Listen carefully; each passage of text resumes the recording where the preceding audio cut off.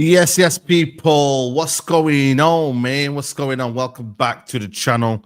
Welcome back to Saeed TV. We are live. Sorry, I am late. Apologies on that one. But yeah, we are here, man. Big up to Jason in the building. Big up to Castro says, body language consultant is crazy. I know. 170,000 a year. I don't know how much that is a month, but let me know, man. But big up to everyone here. Saeed finally watched it all. I'm going to watch it now. We're going to watch it together. If you haven't watched it, you know what I mean? We're here now. If you have watched it, you know, let me know your thoughts. You know what I'm saying? We're going to take this on face value. We're not going to go in with any pre-agendas. I'm going to try not to.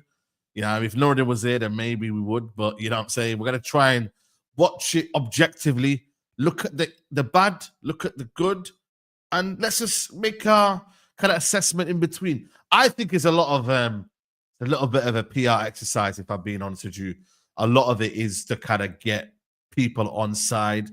New stadium coming tomorrow. I think there's something behind this, you know what I'm saying to. So let's see, man. Let's see, man. You know what I'm saying to. But we have got a new stadium apparently. Tomorrow will be announced a new stadium. 100,000 seater stadium, guys. Yes. You know, 100,000 seat stadium will be announced tomorrow, I believe, by the club.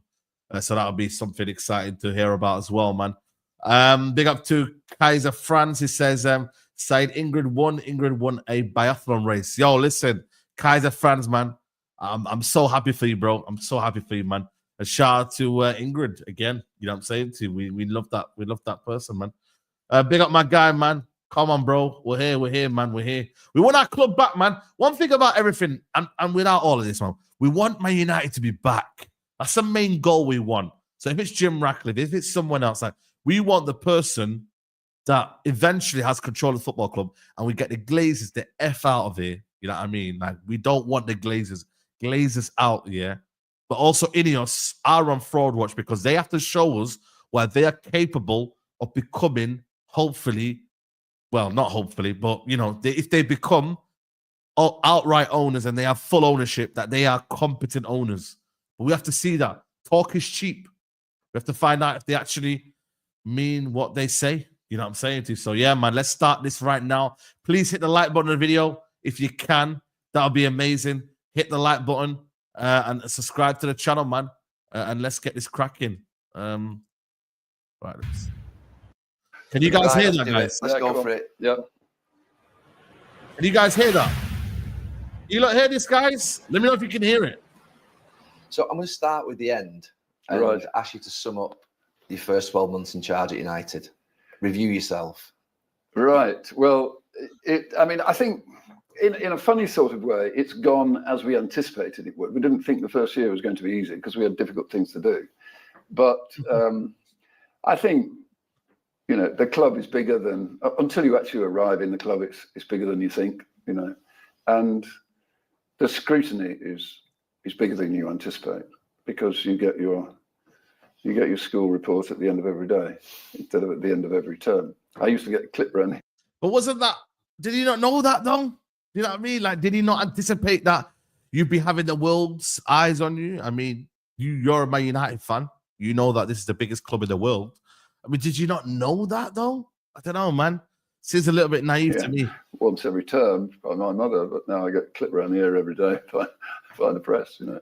So those things are sort of slightly, you know, I suppose unanticipated or underestimated. But I think broadly where we are, which I know is a difficult place and people are not very happy about it at the moment, which is why I'm quite unpopular. It is where I didn't expect in a year of change that we'd be winning the Premier League.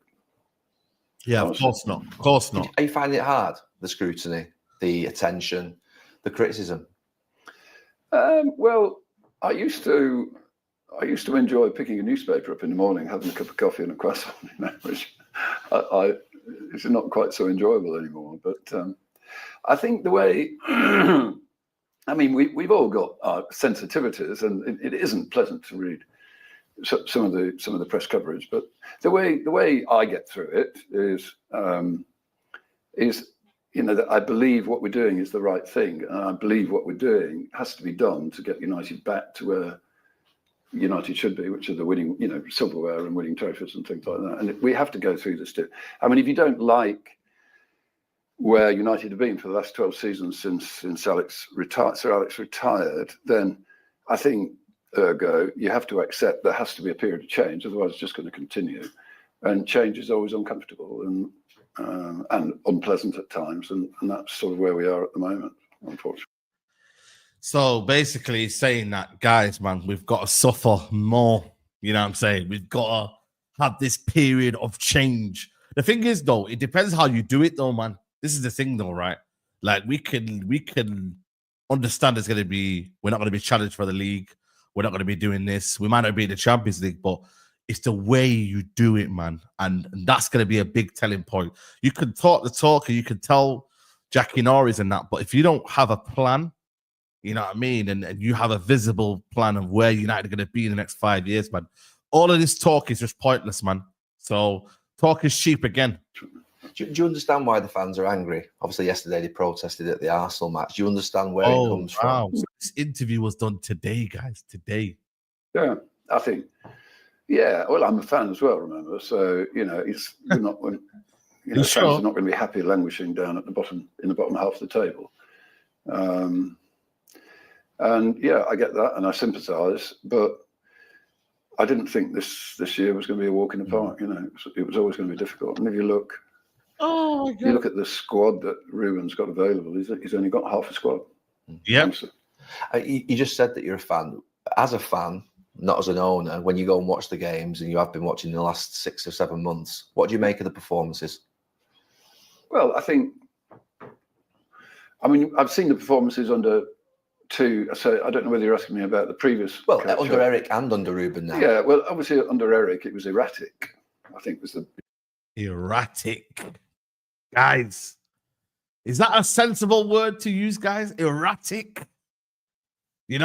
Erratic, mate.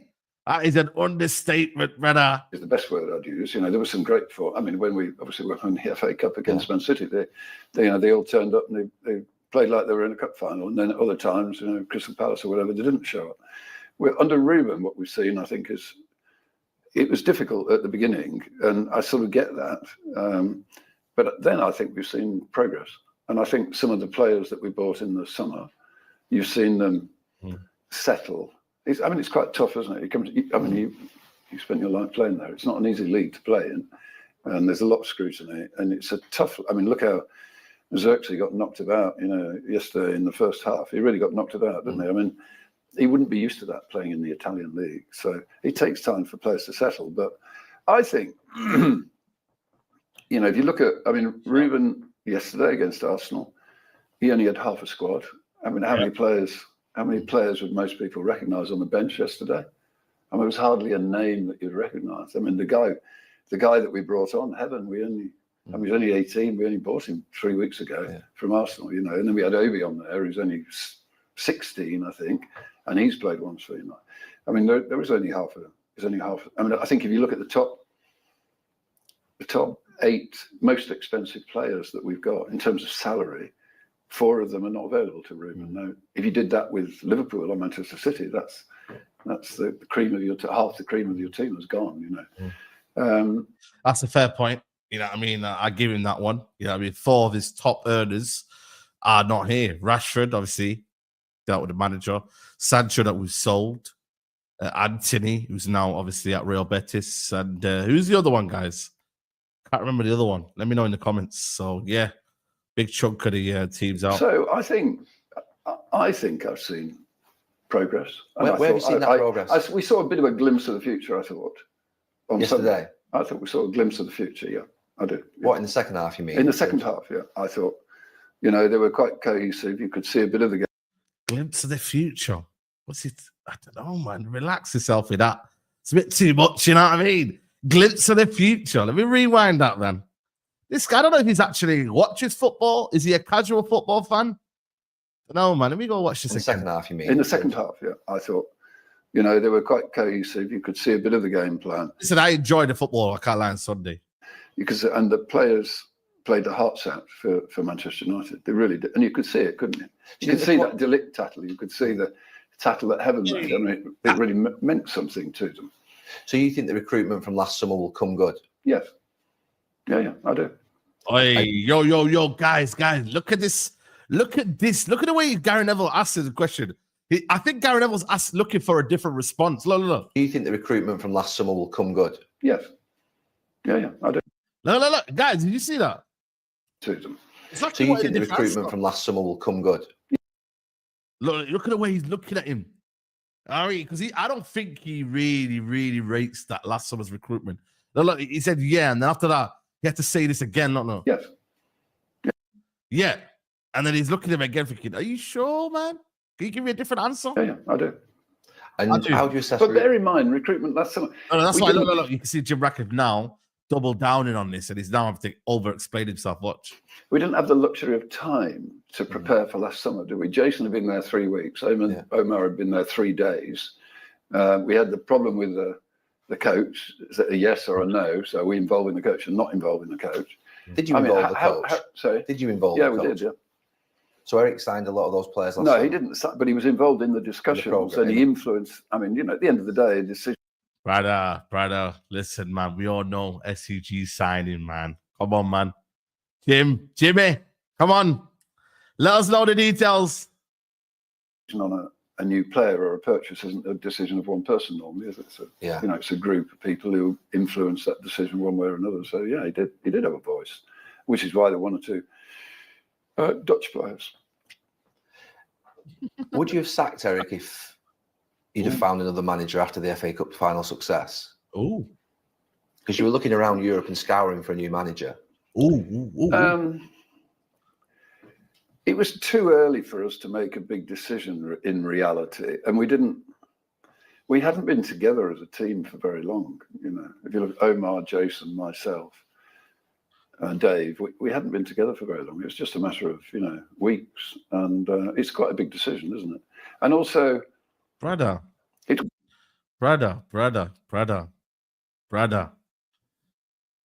been watching for a while, bro. What do you mean? You're the owner. Well, you're the part owner. You've been watching for a while on the sidelines, man. You knew it was dead under Erik ten Hag. What do you mean too early? Let's rewind that a little bit. And it's quite a big decision, isn't it? And also, it's quite difficult to, I couldn't. It was quite difficult to extract in that season when we arrived Erik's performance from the structure around him. Because obviously the structure around him now is completely different. Yeah. So if I look today, there's a really strong relationship and a really strong support culture for Ruben with Jason. So Jason and Ruben talk to each other 2 or 3 times a day. Omar speaks to Ruben every day. Every time I go to the match, I speak to Ruben. So, there's a support structure there, and he's got his coaches and the physios and the doctor and everything else. But it was quite difficult to see whether, what environment Erik was operating in. Was it, in other words, was the erratic performance a function of Erik, or was it a function of the organisation? And we couldn't. No.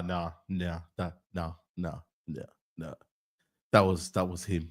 Yeah, that was Erik ten Hag. Yeah, nothing to do with the organisation because he got his money, he got what he wanted, he spent all of his money on them Ajax boys. That was down to him. So please, Jimmy, really get to the bottom of answering that question with sort of certainty, I suppose. We gave Erik the benefit of the doubt. And you regret? Benefit of the doubt, guys. Bloody hell, man. That's a red flag, man. Benefit of the doubt is crazy, man. That, or do you feel? Yeah, it was the wrong decision. Damn right. It was an error. In that sense, I regret it. I think there was some extenuating or mitigating circumstances in having made that decision. But at the end of the day, it was the wrong decision. So hands up.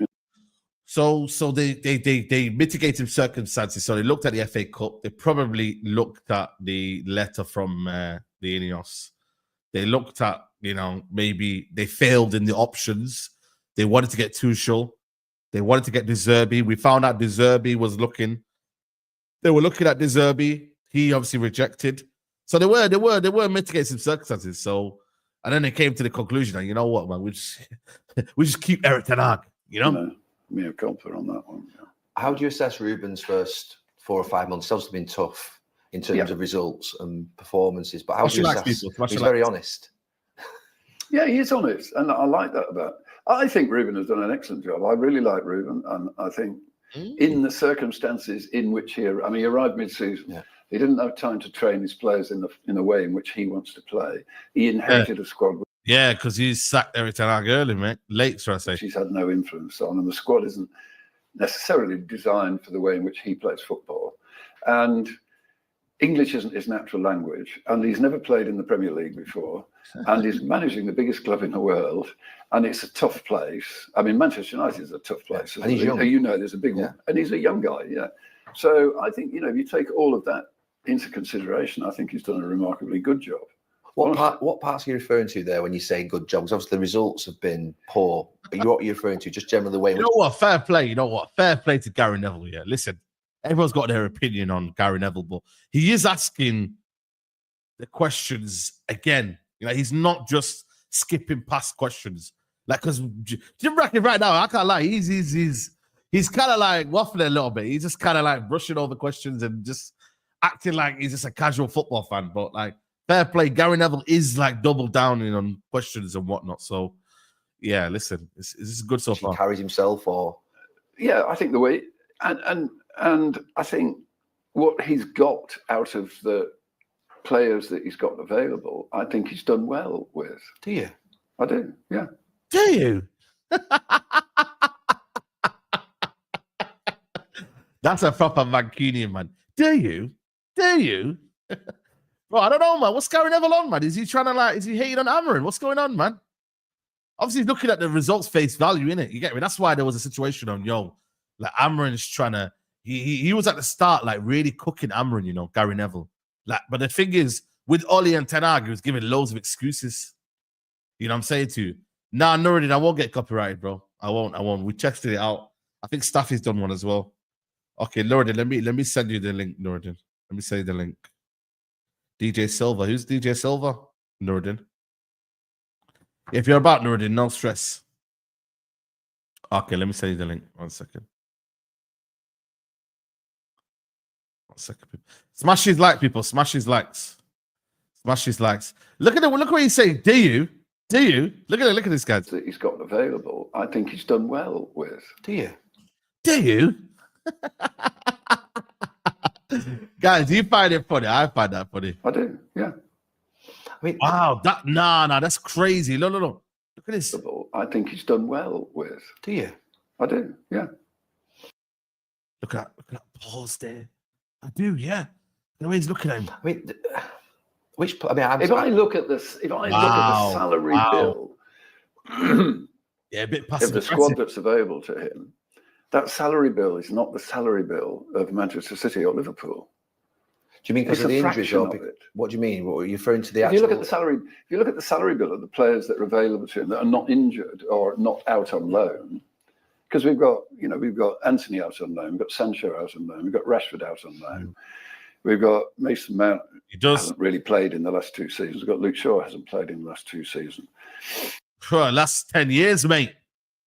How about last 2 seasons? Last 10 years, bro. Brother, he's been nicking a living like Luke Shaw, man. Get him out. That's what you need to do, man. All these people that you're not feeding, yeah? You're giving them packed lunches. Gone. You're only giving them fruit. Take Luke Shaw and Mason Mount's wages, man. So if you modify our salary bill for the players that are not available to Ruben, then our salary bill ranks us about, mid-league, second half of the table. We're sort of level with, the likes of a Nottingham Forest or Everton, not a Manchester City or, So that salary bill, if you look at that salary bill, is probably about 130 million. And we're talking about Liverpool has got a salary bill of 200 and Manchester City got a salary bill of 300. So that's the squad that Ruben's playing with. So, he's not got the Liverpool squad. He's not got the Manchester City squad. He's got the Manchester United squad. I mean, how many players do we? Big up Nuruddin in the chat, man. Have you been watching the start bit? How much have you missed? First of all, how are you doing this without getting copyrighted? No. We won't. Trust me, because I think we tested it. I think me and we downloaded it, checked it out, and it didn't get copyrighted. Oh, okay. So you yeah. Well, you know what? If you could do that, then you're gonna have to show me because I'm gonna have to do it tomorrow. Yeah, I'm gonna have to go over it flow by flow. Yeah, Jim's concussed, bro. Jim, yo. My thing is that Gary Neville's Gary Neville's asking questions and then asking it again. Then he's like, yeah, that's what I mean. Like, you listening or what? Listen. Yeah. Also, Forrest a third, mate. You know what I mean? So, end of the day, the wage. I don't know what he's talking about, man. He's trying to win the battles of wages, and he's trying to say that we need to. Listen, it's a lot of waffle. What he's saying, just because your wages does not equate. I understand. Just say players are injured or players are not here for one reason. Big up to Hadal TV. Big up to the Kings, man. Go and check out the interview, people. Go and check out the interview. Yeah. You know what? I'm about my life. I know. I'm gonna have to post it on air soon as well. But you know what? One thing I will say, I get yes and no, bro. Because yes, in terms of we're hearing from them, but there's a lot of PR as well. Like there's a lot of you know what I mean? Like just that's what I'm saying. Listen. I just want to give the context. I want to give the context to people. These two people are business people. They're going into a regeneration thing together. Gary Neville is saying, for me to keep my credibility, I'm going to have to ask you about this, and I have to look like I'm part of the, I'm angry. And then afterwards, they had a laugh. Gary went to, yo, big up, Jim. Listen, forget about Paul Scholes. You don't see Paul Scholes today. You know what he says? He says, we're getting paid. Don't worry about it. Yeah. Paul Scholes is giddy, man. You don't see Paul Scholes today on Instagram. What's he saying? Go check his Instagram. Right? Are you on Instagram right now? Go check Paul Scholes' Instagram, and then you'll see why they're getting giddy. Giddy. Did you recognise on that bench? About this after the interview? Yeah, about the interview, yeah. What Paul Scholes said. Ridiculous. It's ridiculous. No, honestly, go check Paul Scholes' Instagram. Listen, Paul Scholes is on record saying he preferred to get Daniel Levy. I told you that a couple of weeks ago. He was on the overlap thing. Paul Scholes is double concussed. You don't know whether he's coming or going, bro. Yeah. My guy's the biggest flip-flop merchant. Unless I talk about feet, eh? If you know. Bro, if you know, you know. If you know, you know, man. Big up Ben Jefferson said, Saeed, love and respect, brother. I'm a gooner and flag bearer for Palestine. Big up Ben, man. Big up to everyone showing love, man. Listen, first of all, can we just give the big up the community, innit? The community recognize people with their integrity, innit? With integrity.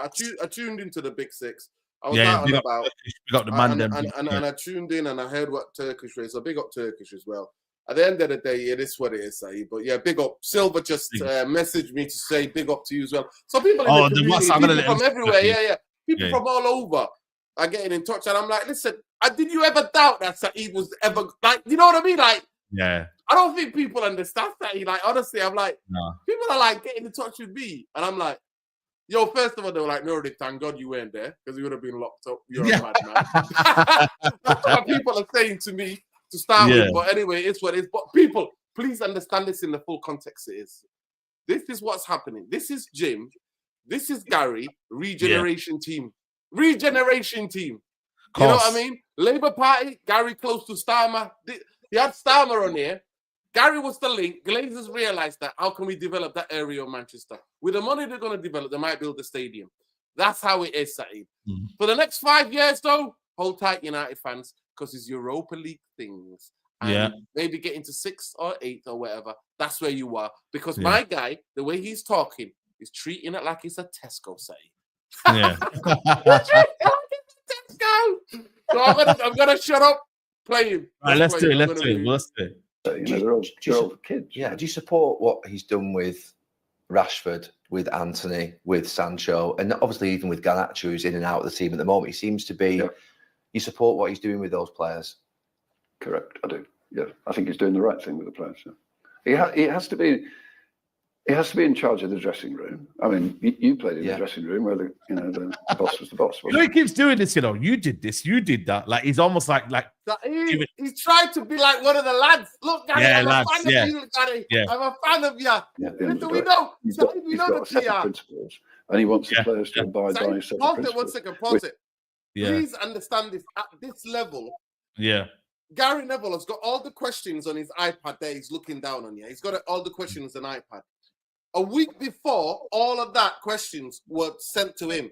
And of course, it has to be approved. Listen, he's not just Jim. His PR team looked at it, examined it, went back and forth with Gary and said, you can ask this, but you can't ask that. You can ask this, but you can't ask that. No, so please understand this. He's making it look like it's just Gary and Jim having a nice cuppa, chilling out here. Mate, go on. Yeah. Which is that you have to be totally and utterly committed to winning the next football match. That's what he wants. So if you abide by those principles, you potentially have a seat in the dressing room. I mean, obviously, a lot of these players were brought in before Ruben and yourself got into the club. And do you feel like you're correcting the mistakes of previous recruitment cycles? Well, I don't really want to sort of. We've inherited a situation which we've inherited. It's mad, isn't it? Some of the contracts that have been given out. There's some decisions that we clearly would not. I mean, and also if you look, it's quite interesting. If you look at the players that we will buy this summer that we did not buy, in other words, we're paying for. That's Anthony. We're buying Anthony this summer. We're buying Sancho this summer. We're buying Højlund. We're buying Casemiro. We're buying Anana. You mean still paying for them? Yeah, correct. I mean, the club also. It's not a light. No. Interrupted him there. It's not a light switch. In your day, if you bought a player, you bought a player, and that was it, wasn't it? The club owe nearly £400 million, don't they, on players that are still in the club? 390 million, is that right? That number? Pass. I don't know the exact number. I know the bill that we will pay this summer is 89 million for players who have been signed previously. Previously, 89. So if we buy no players, we write a cheque for 89 million pounds. That's fine. I mean, you mentioned Ruben's playing style before. I just want to say quickly before people get giddy. People can tell me whatever you want in the chat. I'll just say this. That is normal in most football clubs. Most football clubs now, if I want to sign Saeed and Saeed is at Bayern Munich, I can't. Majority in most clubs don't have the 80 million or the 70 million to pay for Saeed straight away. Back in the day, the fees were smaller, so clubs could pay that money and then get. And certain clubs would say to you, "You're only getting the player if you gave us all the money right now." Example: Harry Maguire. Harry Maguire. Leicester said, "Give us 80 million now." Manchester United, Real Madrid with Ronaldo. Manchester United went to Real Madrid. Give us the money for 80 million, and they used that to finance the debt. So here, what he's talking about, don't get it twisted, people. Majority of football clubs, City, Arsenal, they still own players. Now, 100%. The amount of players you sign, it's the amount of change, and every rebuild. That's why United is excessive. But go ahead. Yeah, no, but obviously that the amortization now is happening in football more often now as well. He has got a rare playing style in terms of the system. Yeah, and I suppose I'm asking you the question, next summer, you're going to have to recruit to that specific system. The wing backs, the two players that play in behind Højlund or behind centre forward. Yeah. The two. Are you unequivocal that you're going to make that step and back Ruben and he's going to be here at the start of next season, considering the results that have happened? Yep. This is a good question, I can't lie. This is a very good question. I'm unequivocal about that, but bear in mind, I am backing the management team. Because at the end of the day, it's Omar, it's Jason, it's the management team that operate Manchester United. Who appointed Ruben? Backs away. Oh. So first he said yes. Then he checked himself and it's like, he had to. I'm backing the management team. So please, people, when you listening to stuff like this, pay the F attention. Let me rewind that. Rewind for them. Yeah. And I suppose I'm asking you the question, next summer, you're going to have to recruit to that specific system. The wing backs, the two players that play in behind Højlund or behind centre forward. Yep. The two. Are you unequivocal that you're going to make that step and back Ruben and he's going to be here at the start of next season, considering the results that have happened? Yep. I'm unequivocal about that, but bear in mind, I am backing the management team. Because at the end of the day, it's Omar, it's Jason, it's the management team that operate Manchester United. Who appointed Ruben then? Who appointed Ruben? Omar and Jason and me. Made that decision? Yeah. Looking at what happened with Dan, obviously Dan came into the club. Yeah. And I mean, I've worked with Dan. He headed up a transformation at the FA whilst I was there, and he's done it at other clubs. Yeah. What went wrong there? Because you chased him for 8 months. Correct. And he's done this type of job before of transformation, cultural change. Why did that not work, knowing Dan as I do? Well, you may know Dan better than I do. I'm sure. In fact, I'm sure you do. But I don't want to go into the details of it because I don't think it serves any. It doesn't serve much purpose. I mean, at the end of the day, it was chemistry. Maybe a bit more than chemistry, but let's just say chemistry, and it didn't work. Saeed, pause. Pause. Bro, my chemistry. guy, I'm not asking you to go on a date with my guy, you know. I'm not asking you to get. I know you probably married Jim. I'm not asking you to get all romance with Dan Ashworth, bro. Yo, this ain't no first date, bro. This ain't the first date. You know it more than me. This is Manchester United, bro. I'm not asking you to check my guy, bro. And you know what? I'm all for all up and fair. Yeah. Nah. At the end of the day, there's no cooking up. Get that. Well, you chased him though. What do you mean chemistry? You chased him. You chased him. You said he was the best. He's on record saying he's the best in class. He said that, and he was talking down to Newcastle, saying he said at Newcastle, what are they doing these days? They gotta let the guy go. He doesn't work for them anymore. And then he's like, chemistry. You go to date my guy. You want my guy to? we don't know you're dating my guy, bro. Oh my God. You know what I mean? And you know what? And I'm all for all love. All love is love. You know what I mean? But I'm not asking for you. Man United fans, we're not asked whether you feel a chemistry with the people you employ, bro. We're not here for that. Stop that. No, listen, man. Let me just rewind that a little bit. But I mean, at the end of the day, it was chemistry. Maybe a bit more than chemistry, but let's just say chemistry, and it didn't work. So with you or with the other management team? Just chemistry. Wow.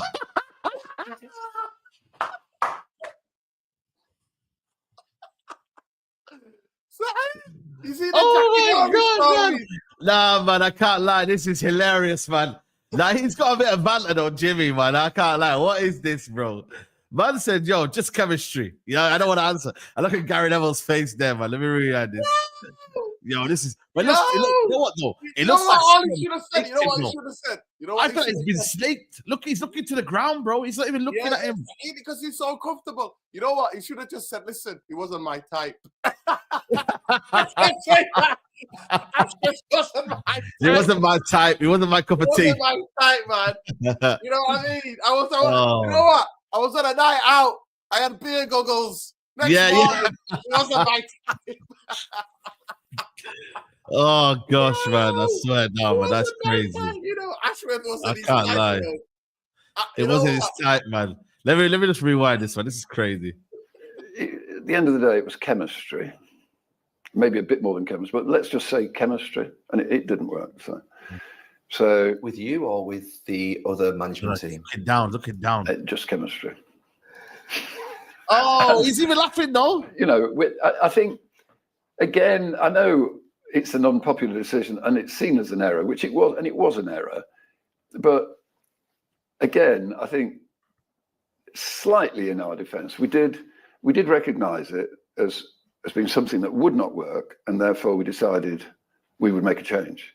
What would have been far easier, because of the scrutiny that we knew that we would get in the media, would have been to live with it. But I wasn't prepared to live with it. So I think, you know, and that has to be part of our mentality at Manchester. Even though we're having to make unpopular decisions, if we think it's the right thing, then we're going to do it. And you know, there's quite a lot of unpopular decisions. I know, lunches and things like that. You know, they're unpopular decisions. But yeah, let's come on to those. Yeah. Yo, he's so nonchalant, you know, like he's so like, yeah, you know what, man? Proposition lunches. Touch, this is he's out of touch, man. This is the guy who's running your football club, and he's so out of touch, bro. He does not have a clue. And you know what? Majority, I see a couple of bootlickers. The bootlicking, I see some of the bootlickers in the chat. I see you all. You are the biggest bootlickers, and no wonder we have the government that we have. No wonder what's happening in this country is happening, where the food banks and everything that's going on, and there's all of that madness that's going on, because majority of you are apathy. And when a billionaire speaks, you go, when they say to you, bend over, you're like, how far shall I bend over, James? But Jim's telling you there's no chemistry. So hold tight, bootlickers. You're bootlicking my guy, yeah? Right? And he's telling you got no chemistry for me. no chemistry. But honestly, Saeed, watch this bit now. Watch this. Yeah. Look, I want to talk to you about those things. So obviously, £15 million was spent to remove Erik and Dan, which are expensive errors.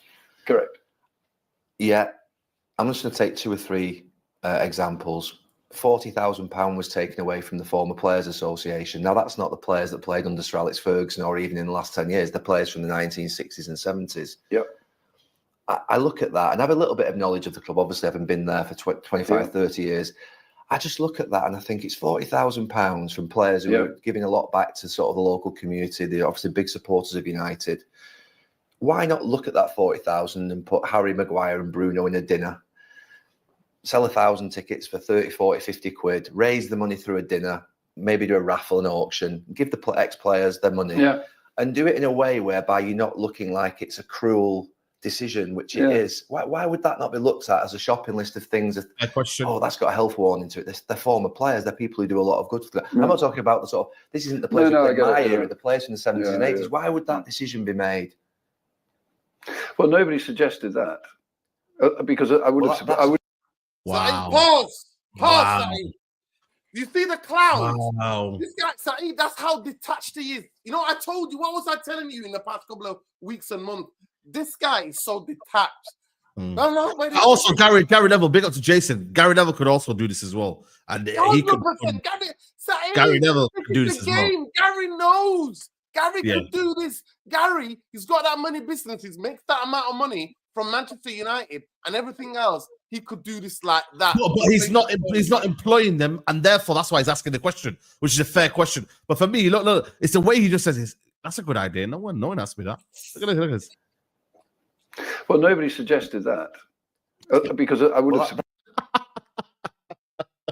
I would have supported that, but Jim, that alarms me because whoa, Nuruddin, the first bit of listen, watch the hand movements, Nuruddin. Watch the hand movements. Watch this. Well, wait, I'm not done here yet. But then Gary Neville's got in there quick. I would have supported that, but Jim, that. But let me speak. Body language, Saeed. Yeah, body language, man. Listen, pay me the money. Pay me the 170 grand a year, man. Whatever they're paying them, man.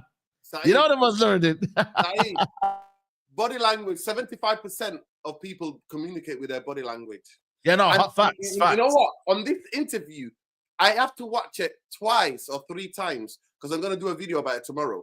Yeah, I have to watch it, and I'm going to watch it one more time when I wake up tomorrow because I really want to get an insight into the whole body language and dissect it. Sit man down.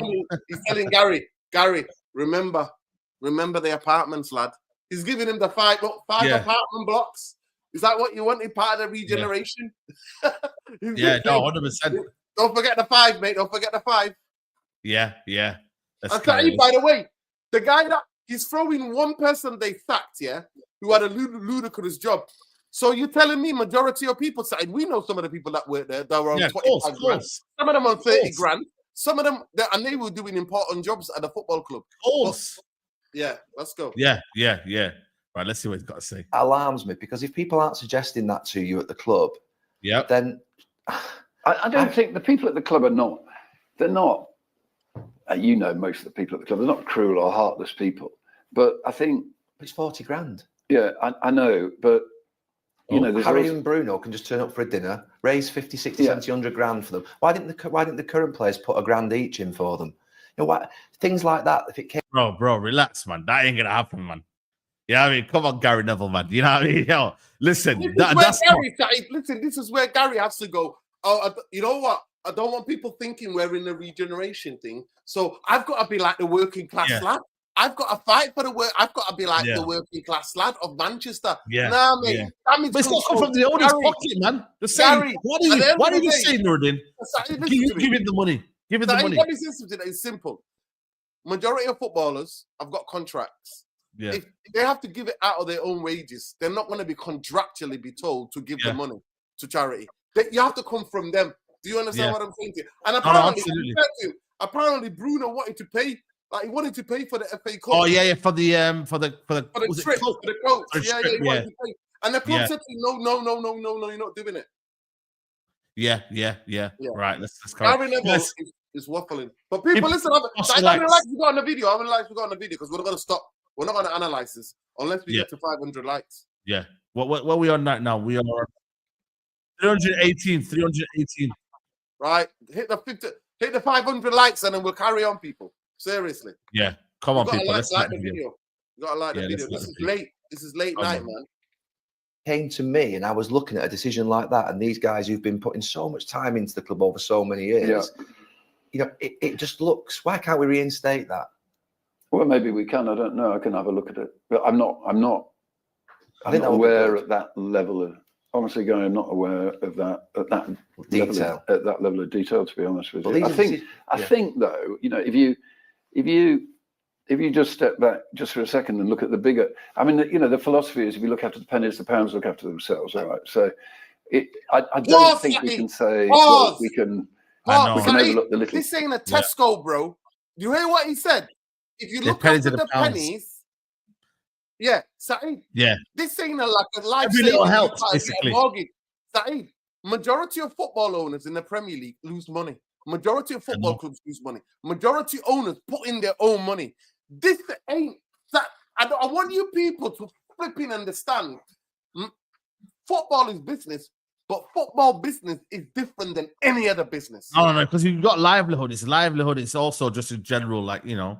Saeed, no, because your majority of owners, Saeed, put money in. They lose money. They don't. It's business. That's how business run.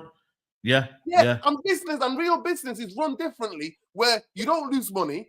You know what? You try to cut things, and then you get advice on how to get the business more efficient, and you do it like that. But in football, if you know football club, I know that you cut things, you sack half of the workforce, and then you expect it to be successful. Unless that you're only interested in the dividends, and you're only interested in the regeneration area to get that money from the rent and all of that kind of stuff from the government. That is the only thing. If you're interested in things, I agree. Then this is what you should be doing. Yeah, absolutely, man. Things will just attack the big things. I don't like that, because that confuses people, and ultimately people then start to make their own decisions about the big things. And I think, you know, that philosophy of and spend the money like it's your own money. But you're right. I mean, it does have. You know, the club has got community responsibilities as well, and it's sort of part of the community. Yeah. But if I can say that Manchester United has lost money for the last 7 years, and it's something like in the last 4 years alone, it's lost 330 million pounds. It's horrific. So that's a third of £1 billion in the last. You know, the question would have been why? That's again. But he don't want to say why, because obviously he's partners with the Glazers. You can't say it, and that is obviously something that, you know, should have been answered. But let's see. 4 years. Yeah. During that period of time, he's been recruiting lots of new people on top of a workforce which was already enormous. So, you know, we finished up with 1,150 people. We've increased the cost base of running. So if you look at a couple of really simple numbers in the last 7 years. Please, I need to give a context. Real Madrid as a football club employ over 3,000 employees. Let me repeat for the people at the back here, all your bootlickers. 11. Liverpool employ over 1,000 workers. Saeed, Liverpool are the only equivalent to, and Manchester United in terms of size. How much bigger are we from Liverpool, Saeed? Not in terms of global reach, but in terms of football club. Manchester United has the biggest stadium. We have more propaganda, more marketing. We have more branding. We have a bigger thing than Liverpool. Yeah, Real Madrid, Saeed, we're classed, right? If we make earnings like Real Madrid, and we're in the top 3 in world football earners, right? Top 3. Real Madrid have 3,000 employees, right? Jim the Rat is trying to make it out 11,000. It's some sort of like big number. Yeah, he's exaggerating. Yeah. You know what? Liverpool, who have the same history as us, global reach, they're much smaller, in a smaller city, have 1,000. Perspective, people. I come with the fucking receipts. Majority of you bootlicking, keep licking. 2016. we increased the cost of running the club, which are the operating costs of running the club, so just the people and the fixed costs, if you like. So all the costs, excluding the player costs, we increased the cost by £100 million in the last 7 years, since 16. And the player salary bill increased by £100 million. So that went from 150 to 250. This went from 170 to 270. And in that period of time, the top line, the revenue, increased by only £100 million. So £170 million deficit. So you just finish up with a situation which is on television. It doesn't work. If every year you spend more money than you earn, ultimately that's the road to ruin. And unfortunately, and it's not until we mentioned it a couple of times today, it's not known, Manchester United would have run out of money at the end of this year. November this year, the club runs out of cash. Do you realise how... This here. Is he exaggerating? Saeed, or do you Saeed, let me just say this. Saeed, let me just say this. Please let me say this, right? Yeah. That's a big statement, you know. No, Saeed, let me just say this, please, because you know what? This is the worry tactics. Oh, our club is gonna. Yeah. Saeed, let me just break this fucking down. You run a business, Saeed. Let's say me and you run a business, right? Nur and Saeed are running a business. Unfortunately, Saeed, we are out of our debt. We've managed the business. The business is going into, like he said, we're overspending more money than we make. Yeah. What in normal business world, what do people do? The business is in trouble. They have to sell it. You have to sell the flipping business because you can no longer, you're not fit for purpose to manage that football. But he tried to use the emotional manipulation to go, Manchester United could have been a wrap by Christmas. Manchester United would have run up. Are you taking the fucking piss? Manchester United made over 600 million in revenue last season. Are you taking the biscuit? No. But he's trying to say, just to play devil's advocate, he's saying that because of the cost, what United were doing, it wasn't making enough money and we're basically losing money. Yes, but Saeed, that means whoever the leader of the business have mismanaged the club so badly that it got to that stage. And Saeed, what comes next? What happened with Gillette and Hicks at Liverpool? They sold. Liverpool, and they got out. They got out. The banks were going to take Liverpool, and then people care. What's the name? FSG came up and said they bailed it out. So that's what you'd say. That's what you do. If you know, you know. But majority of the bootlickers, the majority of sheep of United fans, are gonna be like. They look at the headline though. This is the thing though. It's headline kind of almost like commentary. Like you look at a headline, you're thinking, "Wow, man, Ineos have saved us." You know what I mean? Like that's what it will come. That is a lie. I know. The bootlickers and the sheep are gonna buy this. They're gonna buy this. Facts. Man United were never gonna go out of business. There would always be people who'd be interested to take the football club from the Glazers. He bailed them out, Saeed. And remember all the videos I made with you. Remember all the arguments and debates that we had when I was telling you the club is losing money. The Glazers have run out of ideas. The mismanagement. The end days are coming. Do you remember all the things that I've been saying? Yeah. This is what it's become. At the end of the day, he's trying to emotionally manipulate the fan base into go, look, I have to step in. We've had to sack people. No, you spent 30 million in the first 7-8 months of being in Manchester United. Your mistakes cost the club 35 million. And you know what? You sacked 200 million when you over 250 people when you first came in. You had to then sack to recoup that money for the 35 million in mismanagement that you did, the incompetence you did. Forget the fucking decades-old Glazers, what they've done, what you did. You're almost kind of like, you know, it's like doing something and then just trying to undo it and then try to save yourself. Yeah. I hate you. What? In a moment, he's going to come in. I've warned you people. I've had to give $300 million to the football club. Saeed, if you look at the deal that Ineos did with the Glazers, it was a bondage. It was had to, They already agreed. But look how he spins. Watch how he spins it. Yeah. It's sort of quite a big. But do you realise how bad that is to hear. I know that's a fact, by the way, because over the last 2 or 3 years, I think the fans who obviously got an interest in the business side of the club have been tracking the club's desperate situation, the mismanagement over the last 10 years. This is the richest football club in the world when it comes to revenue. Yeah. But because of top three of us up there. Top three in the world. Yeah. And it's having to cut £40,000 from ex-players, and now removing food from members of staff in the canteen. I mean, but the alternative isn't very tenable, is it? Which is the club goes bust at Christmas. We don't want that.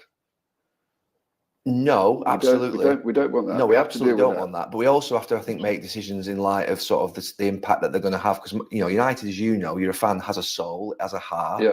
And I think when it comes to food and Manchester United staff being fed, the idea of me eating differently than my compatriots who are in the office, the kitmen, the groundsmen, the people who are, to be fair, the sort of my friends at the club, because I was in there for 25 years, I find that difficult from an inequality perspective. Yeah. However, however, nah, this is crazy, man. He's saying, "Yo, I hear you, bro. Nerded, you're ranting. I hear you. But however, let's hear this. However, I get that, Gary, and I understand that, but you have to deal with. We can't put our head in the sand. We have to deal with the problem. And it's a big problem, not a small problem, because the numbers I've given you, I've just given you, they're big numbers. They're not small. These are not. They're horrific. Penny numbers. And as you say, this is the biggest club in the world. And if it just goes on year after year after year, what happens if you spend more money than you earn is every year you have to go to the bank and borrow more money. So every year, I know. Is that one of the problems? I know that's how you feel about lunches, but we have to go to the bank down the road and we have to borrow the money to give everybody a free lunch. 95% of people in the UK don't get a free lunch. I don't get a free lunch. I've never had a free lunch. Nobody else gets a free lunch. And the vast majority of people don't get a free lunch. It's a nice perk if you get one, but in the modern world, most people don't get a free lunch. And at the moment, Manchester United can't afford to give people free lunches because they have to go to the bank and borrow it. And I don't think. And at the end of the day, it's fans' money, isn't it? The fans are the guys that are paying for these free lunches because they're the guys who buy the tickets, they're the guys who pay for the TV subscriptions, and they're the guy who buys the shirts. Those are the three bits of income that Manchester United have got. So I sort of think of that money that we're spending at Manchester United. It's not my money, it's the fans' money. Should I be spending the fans' money on a free lunch? Or should I be spending the fans' money on a new player who might win some silverware? That's how I look at it. And you may say, well, that's a bit. So 1 second. Can we not do both? Exactly. I think the answer to that is yes, we can, but we cannot do that today. I don't honestly. You mentioned because I think otherwise you're trying to draw a line, aren't you? We can have a free lunch, and then, or maybe that guy can, drive an S-Class down to London, or and you get all these blurry lines about, what's acceptable, what's not. I mean, at the moment, two of those last 7 years, we've lost £100 million of cash. Let's dissect that, man. This guy's so stingy. I'm not gonna lie to you. Absolute manipulation. So he's coming, right? Let me just break this down for you for the bootlickers. I mean, some of the bootlickers, they're so busy in the bootlicking, and then you got another part, the other half, such as Saeed. So half of the fan base can see through this. The other half of the fan base are split into two: half are bootlickers and half are sheep. Sheep just go along. And the bootlickers are more active because they actually want to lick the boot of Jim. They got chemistry. They got chemistry with Jim. Jim's got chemistry with them. Jim sees them. They see Jim's boots. Jim's boots see them. And then they start, the chemistry starts flowing. If you know what I mean, you just know, right? So let me just say this. The level of incompetence that I said when I looked at what they did at Ineos, Saeed, remember we had that conversation on Great Jacket podcast, and I said Ineos was ridiculous, right? So the problem is this: he's coming. They've made a mistake. 35 million. The money that the amount of money that to sack Ten Hag, to get Amorim in, to get rid of Dan Ashworth, to pursue Dan Ashworth, all of that cost about 35 million, right? So they spent 35 million, and in the summer, if they made the decision, Saeed, that would have been see you later, right? So now. They spent 35 million of the fans When you spend that money, how come you didn't think about the fans, Jim? Exactly. How come you didn't think about the fans when you were having Ashworth in on the what's it called, gardening leave, and you because he said but because he said he made a mistake and he rectified it early, it was gonna be worse off than saying, right, let me just address it later on. I told you this. The whole premise is the mismanagement. So Glazers have mismanaged Manchester United. Now this clown and all of these other people are mismanaging. They're mismanaging the club. So I'll say this to you, Saeed. What did I say to you, right, Saeed? You got the job as the CEO of Manchester United tomorrow. Why am I going to impose a director of football on you if it's not your boy? How am I? I've just given you the job. You are running the operations of the football club. It was this guy. He wanted him. He wanted him. Yeah. What stops with you? So why are you forcing Ashworth on Barada?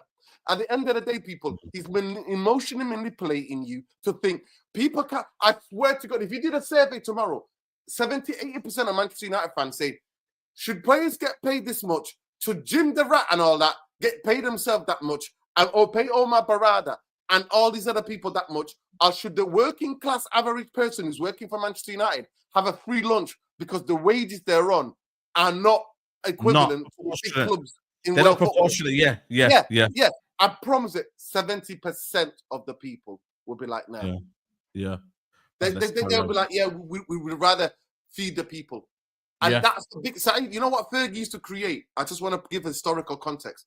Fergie used to create a family atmosphere where everybody's going to sit down, the whole players, all the staff, they're all eating together in the same canteen. Everybody knows everybody. You create a big team because there's a team working behind the other team that works to get of course. To where they are. But instead now, Jim is telling you, are you taking the piss? You never had a free lunch. When you're a billionaire, when you're a millionaire, my friend's dad is a millionaire. He never buys clothes. And every time he goes to a restaurant, they go to him, have it for free. It's well known in the world. People get free things the more money you have. Privileges. Yeah, the more power you have. Yeah. Cash. I mean, they're big numbers, and we have to stop that. And, we have to get Manchester United's. If you look at the sequence of things we're trying to do at the club, we've got to put the house in order. In other words, put it on a sound financial footing. So in the future, we can maybe take some more generous decisions. But before you can get the house in order, you have to put the management team in place, because otherwise you start making the wrong decisions about what and who. Because you've got to make what decisions and who decisions when you're cutting the costs, don't you? Who you want to keep the good guys, lose the guys that are not quite so good, all those sorts of things. So you've got to put your management team in place. That takes time because everybody in football gets gardening leave. So the last member of that team arrived last week, which is Mark Armstrong from PSG, who's the commercial guy. Management team. Then you've got to get the house in order, the financial structure. And then it's all about recruitment after that, isn't it? It's all about, Manchester United in the last, since Sir Alex retired, spent $1 billion on players, which is pretty much the same as Manchester City or Liverpool. In fact, Liverpool hasn't spent $1 billion, but we haven't spent it that well. So that, at the end of the day, that then becomes the absolutely number one issue for the club, is to get recruitment right. But and that needs data analysis and all that type of stuff, which we haven't got, as you know. But some of the better clubs have. And then I think in 3 years' time or 5 years' time, Manchester United will be the most profitable club in the world. It'll have, if we go down this road of the new stadium, it'll have the most iconic stadium in the world, and it'll be winning silverware. 3 to 5 years. Saeed, it's easier for me to sell you 3 to 5 years, guys. Saeed, it's easier for me to remember what you told me. What the Brazilian captain said of Nice. Remember what he said? Yeah, Dante. Yeah, he said along the lines of like work in silence and talk is cheap, basically. Yeah. Okay. Yeah. Jim's basically telling you Manchester United are gonna have the dividends. Me and my other brothers, my newfound family, who I bailed out, the Glazers, will be able to take our dividends, and we're gonna make shitload of money for the surrounding area that's going to get regenerated around Old Trafford. So we always put a big payday, and the fans you can hold one. So the next 5 years, you know, a season, half a season is a long time. Course. 2 weeks. 2 weeks in football is a long time. Long time. The Manchester United fans, what he just told anyone, in 5 years' time. Saeed, do you know what the landscape of football is going to be in 5 years' time? do we know what my guy said, it's not like he's telling you my 5-year plan. He says, I'm going to work towards this. By the way, we don't have a data analysis, by the way. We don't. Do we have a data analysis? We don't. Saeed, listen, well, I remember that, what's his name, tried to build it. Our friend, John Murta, the pretend football director. Okay. Yeah, he tried to build it, but I don't know what happened, but carry on. Yeah, okay. This is where Gary... You've obviously talked a lot about... where he manipulates Gary, and Gary's got to feel like, yeah, go ahead.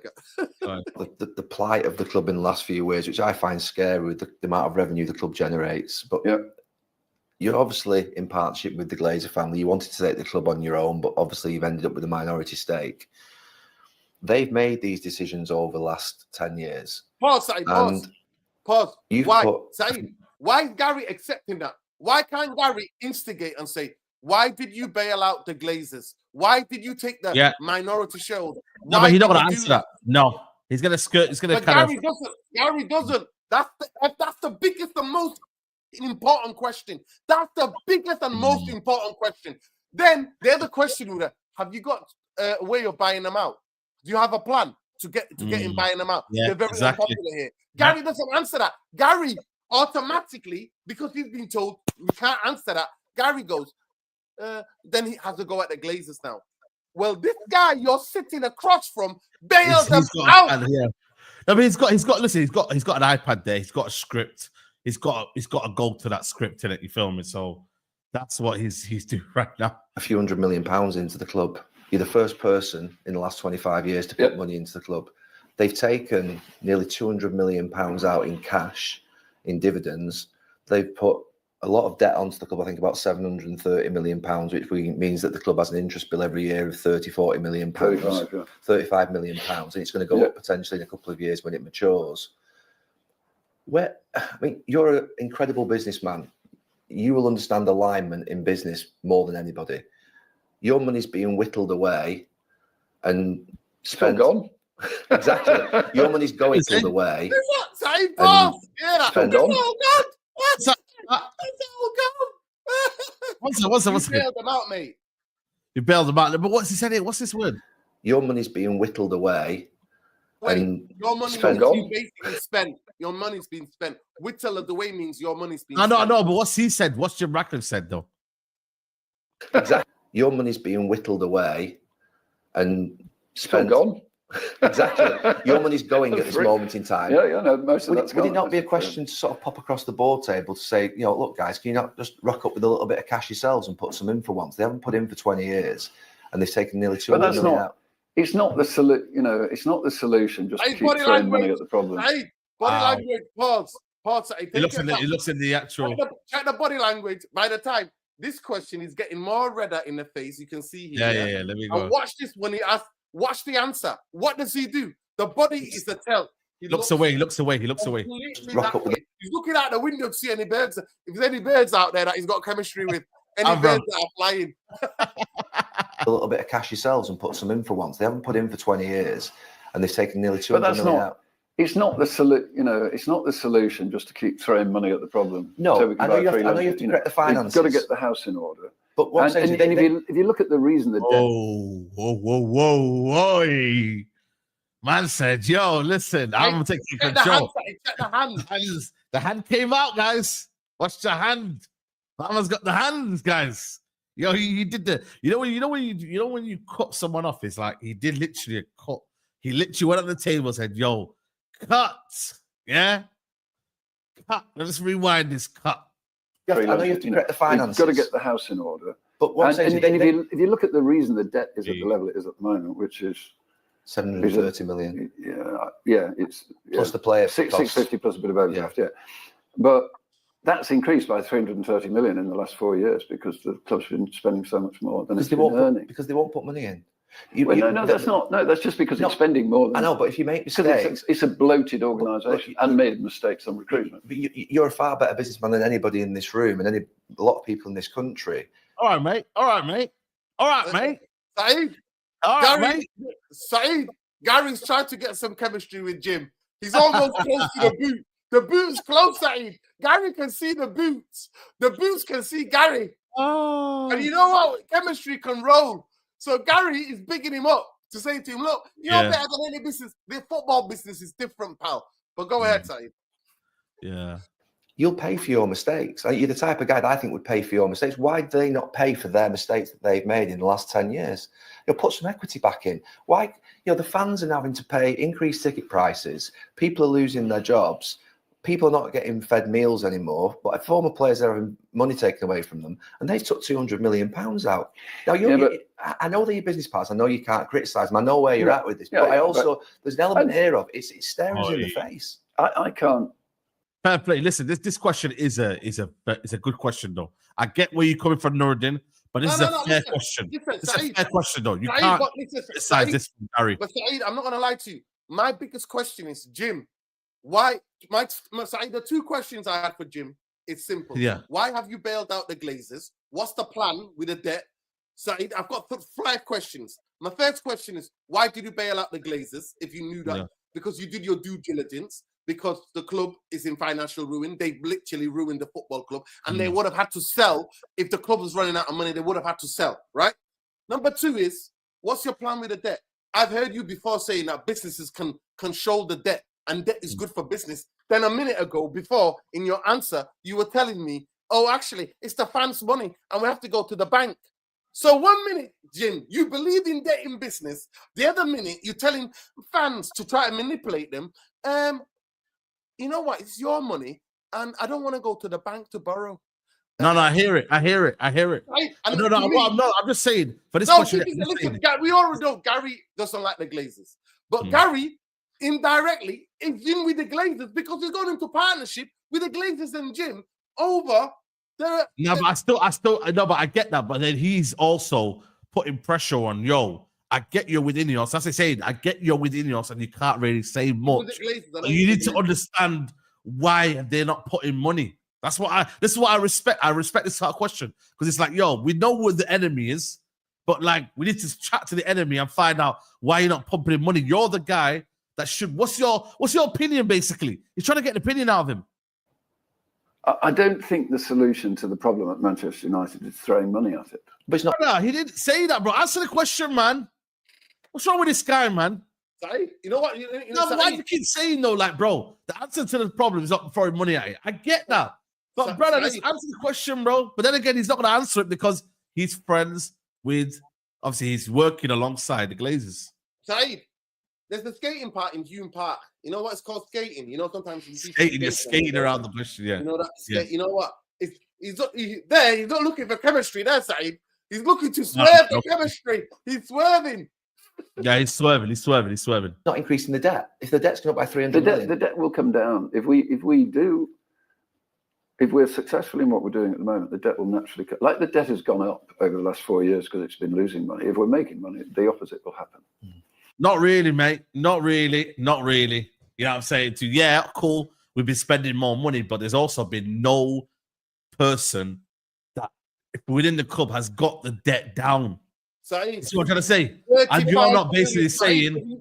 Saeed, could you imagine what we could do with 35 million every year we give in? And you know what? In the next couple of years, because of the world economy, what Trump's doing is a mad one, innit? In the US, the world economy, the markets are going to be going mad. And you know what? In the next couple of years, it's going to double or almost double, Saeed. Yeah. We're paying interest. Can you imagine? Every year, 35 million pounds go out of the football club. Just because of basically the debt being there. Not even the data debt, to pay interest on the debt. Yeah, the interest, sorry, that's what I meant. What is there is waffling, Saeed. I know. The majority of businesses, you have to put money in. You have to, owners have to come and bail the club out. They have to bail the club out and get rid of the debt. And then the club can repay them. Remember Ibrahimovic with Chelsea? He paid some of the money. And then he was like, okay, the club, when they're making money, they can give the money back to me because I'm not a bank. I'm not charging the club with interest. This guy here is a snake. And Gary knows this. But watch Gary now. I don't know. Let me just go back because he asked a double question here. Watch. Throwing money at it. But it's not increasing the debt. If the debt's going up by 300 million. The debt will come down. If we do... if we're successful in what we're doing at the moment, the debt will naturally, like the debt has gone up over the last 4 years because it's been losing money. If we're making money, the opposite will happen. What we need to do is make the club, because I mean, two things have happened with the club. One, well, a few things have happened with the club, but it's the costs of running the club have gone through the roof. The expenditure on the squad has gone through the roof, and the salary bill's gone through the roof, and the performance has declined. So that's all with them. They bet the bank. Exactly. They bet the bank on. This guy's not answering the question, man. Look, Gary Neville's actually saying, yo, brother, that's because of them. Acknowledge that is because of them. Why won't you basically, like, he's not really answering the question, bro. He's literally, like you said, skating around it. Look what he's saying, Nurdin. Look what he's saying. Look. He's trying to say, look, it's because of them. Watch. So that's all with them. They bet the bank. He doesn't get an answer, so he just laughs. You know, he just don't get an answer, and he just kind of almost like, you know what, man? Bloody hell, man, you're taking the piss out of me here. I'm asking you a question. You know what it is. It's because of them. Just acknowledge it. But they bet the bank on Champions League, but it hasn't happened. So we spent a fortune, and I'm sure that conversation went on every year. But what's it mean there? They bet the bank on the Champions League. What do you mean? Basically, what he was saying is, what we've always known, the Glazers did not give a damn about Manchester United winning trophies. The Glazers never gave anything. The Glazers only ever concerned, what were they ever concerned about, Saeed? Yeah. Manchester United finishing a Champions League place. Yeah? He's saying they banked on it. Remember when Richard Arnold first come in and was like, it's not this year that's going to be, you know, when he went to the money was like, you know what, not this year, the year after, yeah? He's talking about that money. The Glazers, so why they were always asked about Champions League, because you get more advertisement and you get TV revenue, right? You make money on the advertisers and then you make money on the TV revenue, right? Than on Champions League money that you get. So that's what he's talking about. The Glazers always just wanted Manchester United. No anyone else, just top fourth place. Yeah. And they could go on for years and years, because then everybody's happy because they're making money. They're taking the dividends out. Manchester United don't have to win trophies, don't have to compete for the league title. They just have to finish top four, because financially, that's what makes sense to the Glazers. And we already knew that. So that's what he was talking about. Yeah. Guys, 1.6K in the building, man. We need 1,000 likes, man. How many likes we got on the video? Bro, I don't think we have enough, man. That's the problem, man. Guys, let's get these likes, man. Let me check. If you haven't got 800 likes, we're going to pause. So we just made it to 500 likes. I think we need to pause. How are you anyway? A lot of streaming today. I'm good. Yeah. You know what I mean? It's one of them, man. It's one of them. Big up to Susha, big up Saeed and Nordin. Just hit the likes and subscribe. We need to be at 1K likes already, big people. This is content at 1:30 a.m. in the UK. Mohi says the only way things truly can change is for United to file for bankruptcy. I big up Ange, man. Is this the Ange from my channel? I don't know if it's Ange, man. Big up to Ange, because this is Australia. No, I think I'm being extremely fair to Sir Jim. He's given himself 5 years to fix a club that was a mess and is making a tough decision. No one's entitled to free lunch. We should debate. Yo, listen, Ange, are you is this the same Ange? Let me see if this is the same Ange. Yo, all I'm saying to you, Ange. Oh shit, it is, you know. Yo, it might be, you know. Nuri, are you ready to debate Ange here now? Or 100%, bring him on. No problem. Bring him on. Ange, I send you the link. I send you the link, Ange, man. I debate anybody, anytime, anywhere. Ange is a very, very strong, like, you know. Bring whoever. Tell Ange to call a friend as well, not just to bring. Call a friend. He said, "Give me 5 minutes."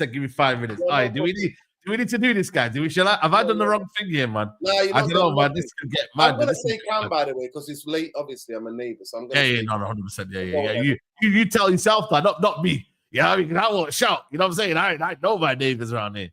Big up Astro, like Society, you're a real one. Always call it fair, stand up for what's right. Coming from an Arsenal fan. Cheers, man.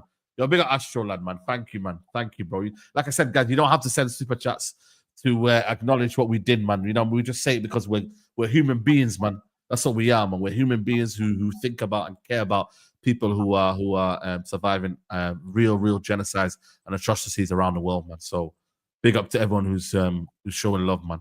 Can't spend their money for it. That's not my. I mean, we have a very professional relationship with the Glazer family, and to be honest, they let us get on with it, which we are doing at the moment. You're providing a shield for them, though. You're now starting to get the flack that they've. Oh, now this is nice. That is a nice question. That's the best thing he said.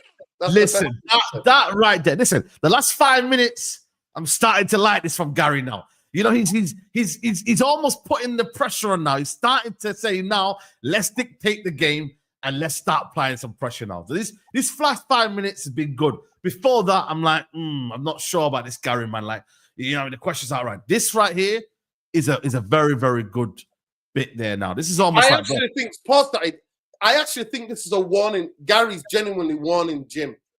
He's warning him. Like, warning him. This is, they're not pressing him. I think he's warning him. No. Saying, Kings, I have people to. Are getting on to me, and they're telling you, whoa, who the hell is this guy and what the hell is he doing? So that's what this is. He's a warning to him, but go carry on. Yeah. Which we are doing at the moment. You're providing a shield for them, though. You're now starting to get the flack that they've been getting. I'm getting quite a lot of flack. Yeah. No, Jim, seriously. I went to Fulham last Sunday. You know, just as a fan, I wasn't working the game. It wasn't on Sky.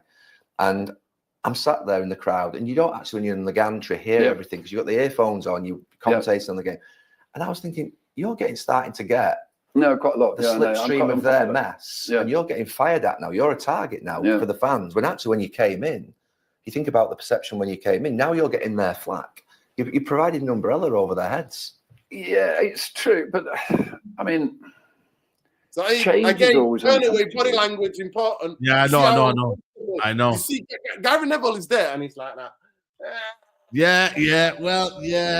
I know, but yo, listen. It is uncomfortable, man. It is. Because, bro, man was in the car shook, bro. He was in his own car, and he was shook. Selfie? You want a selfie?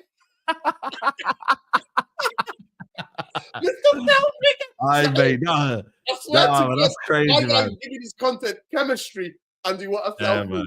No, with Julian, mate, I tell you that, man, outside the Arsenal ground, mate, absolute prick, man. Isn't it?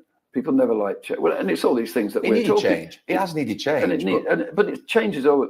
Human beings don't like change. They're like, they like the status quo. They Bro, this guy, now he's become a philosopher. You know, he's saying human beings don't like change. You know what I'm saying? Like, yo, now he's getting deep now because he's been applied pressure. Now he has to come with some philosophical, stuff now.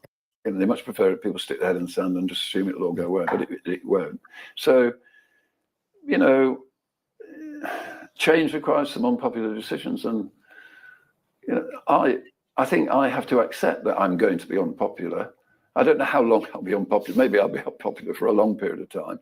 But I think it's worth being unpopular to fight our way through the changes that are necessary to get Manchester United back to where it should be. And hopefully the attitudes will change a bit if we come out the other side with a successful outcome. But I'm not. Oh, where does that go? Bloody hell! 1 second, people. He didn't do it. I don't think the internet bots and Jim did not like that analysis. No, listen, man. This is enough, man. This is enough. A lot of people have a problem with the Glazer family and what have you, but rightly so, Jim. They to an extent. But remember, they run the club. I mean, what the problems you've talked about? Saeed, the fist. You know the finger and the fist. The rest of it is the fist, and he gave Let me see this. But remember, they've run the club. I mean, what the problems you've talked about of running the club? The £270 million that has been increased has been under their stewardship. The poor performance, the poor recruitment, the debt, the increasing debt. It's all on them. However, I think Manchester United 20 years ago. Wow, he hasn't got a question, bro. He's stuttering. Bro. This is big time stuttering. Look at this, man. Look at this way he's stuttering right now, man. People, are you actually watching this guy? Look. Gary Neville's spitting facts here. He's putting it out to him and saying, yo, listen, the debt, the rising, he's putting it on him, yo, and he's basically not accepting it. And I get it, people, legally, whatever, cool, he's his business partner. But look, it's actually, he hasn't got an answer for it. Look. £1 that has been increased have been under their stewardship. The poor performance, the poor recruitment, the debt, the increasing debt. It's all on them. However, I think Manchester United 20 years ago had the best stadium in the country, the best training ground in the country, the best team in the country, and we're debt free. Well, we're going to be back there. We will get back there. But you know, they are 3,000 miles away. We'll find the chemistry and we'll get there. Do you believe me? We'll get the chemistry. We'll get there. We'll find some chemistry and we'll get there. Now the thing is, though, that's a lot of what ifs, you know. Like, I get it. He has to still. But he has. Okay, let's hold a minute. Let me just play devil's advocate. I understand you have to portray and project. There's gonna be a future under your part ownership. You have to do that. You have to give people hope here. But it's like, bro, like copium. It's copium. Saeed, you judge them. Saeed, we judge the results. Saeed, let me say something to you. You failed the exam, miserably failed all the exams. Yeah. What you studied for a 12 months, but then you tell me, but in 3 to 5 years' time, I'm gonna pass. Yo, Marcel just messaged me. Ineos in, trust the process. Guys, he messaged me. Marcel said, trust the process, guys. Ineos in. Saeed, I told you, half and half, the bootlickers and the sheep. Man. Yo, man, Marcel, man. What's going on, Marcel? Who's been coercing you? I'm only talking about the evidence. The evidence, evidence is there. 12 months, the evidence is there. The 12 months. And even that, Saeed, they had a strategic review. Big up, man. Big up, Marcel. Saeed, within that, Saeed, they had a strategic review. Go on. I mean, we got Angie. We got Ange. Ange is here. Ange, can you hear us, bro? Boys, how are we? I'm good. How are you, man? Bro. Yeah, thank you, bro. Good to be on. Good to be on. Yeah. Just I don't know what you've seen and what you've heard. You know what I mean? Sunshine over there, man. Where are you in the world? It's a little sunny out there. Oh, it's hot, bro. It's like 34 degrees. Wow. Yeah, we're just finishing off our summer. Where is it? Whereabouts are you? Yeah. I'm in Melbourne, bro. Melbourne, Australia. Melbourne. Yo, big up my cousin. If you see a guy called Willie, that's my cousin, man. Say to him, shout out to him, man. Willie. From Melbourne? Yeah. Yeah, sweet. I'll say hello to him, bro, for you, bro. Yeah. He's from around here. He literally grew up around the corner, man. Yeah. Oh, beautiful. Yeah. So we'll carry on this video. Then, obviously, Ange, if you think you're going to say something, or you want to say something now quickly before. No. I just think, like I wrote in my super chat. Yeah, I just think I thought it was a great interview. I loved every minute of it, bro. I really did. And Nuruddin will disagree with me, but he's making a lot of tough decisions, and I want to give him a chance, bro. He's been in the job for 1 year, and we're already writing him off. You know, and I think that's a bit unfair. Like, I think if he's saying we're running out of money, we've got no money, and people are like, why aren't you giving people a free lunch? Where in the world do you go to a job and they give you a free lunch? Where in the world do you get that? I don't get this, man. Where in the world are you getting I've worked like 3-4 different places. No one's ever offered me a free lunch. No, you're the same organization. And he's saying he's saying that billionaires get a free lunch. They don't just get it because people want to give them a free lunch. It's because people think they'll get something in return from that billionaire. That's why they give people free lunches. If you go to a casino and you're a high roller, they'll put you in a crazy hotel. They'll get you, a free massage. They'll do everything for you because they think they can get something out of you. It's always a business transaction. That's how life functions. And if you're running out of money and you're losing money every year, literally we're losing hundreds of $1 millions every year, and people complaining that people are not getting a free lunch. I'm like, this, maybe they don't understand how business works, but that is not, you don't function as a business if you're just giving away things for free while you're losing money. If you're making money and you're making billions of dollars, of course you have perks at your work. But if that business is losing money, you no longer have any perks. So that was the point, but I'm happy to listen to the rest. No, you want to quickly counteract that before we kind of move on? I just want to ask him quickly. There are many organizations and many businesses that have perks, and the people who run those businesses manage those businesses properly. The only question I want to ask Andrew, do you think football business is like normal business?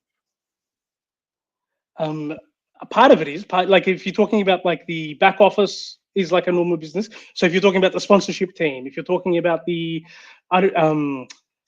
whatever, all the other different teams that they have, the accounting team or the finance team, or they are like a norm. You have to run it like you would if you're working at JP Morgan, or doesn't matter if you're working at wherever.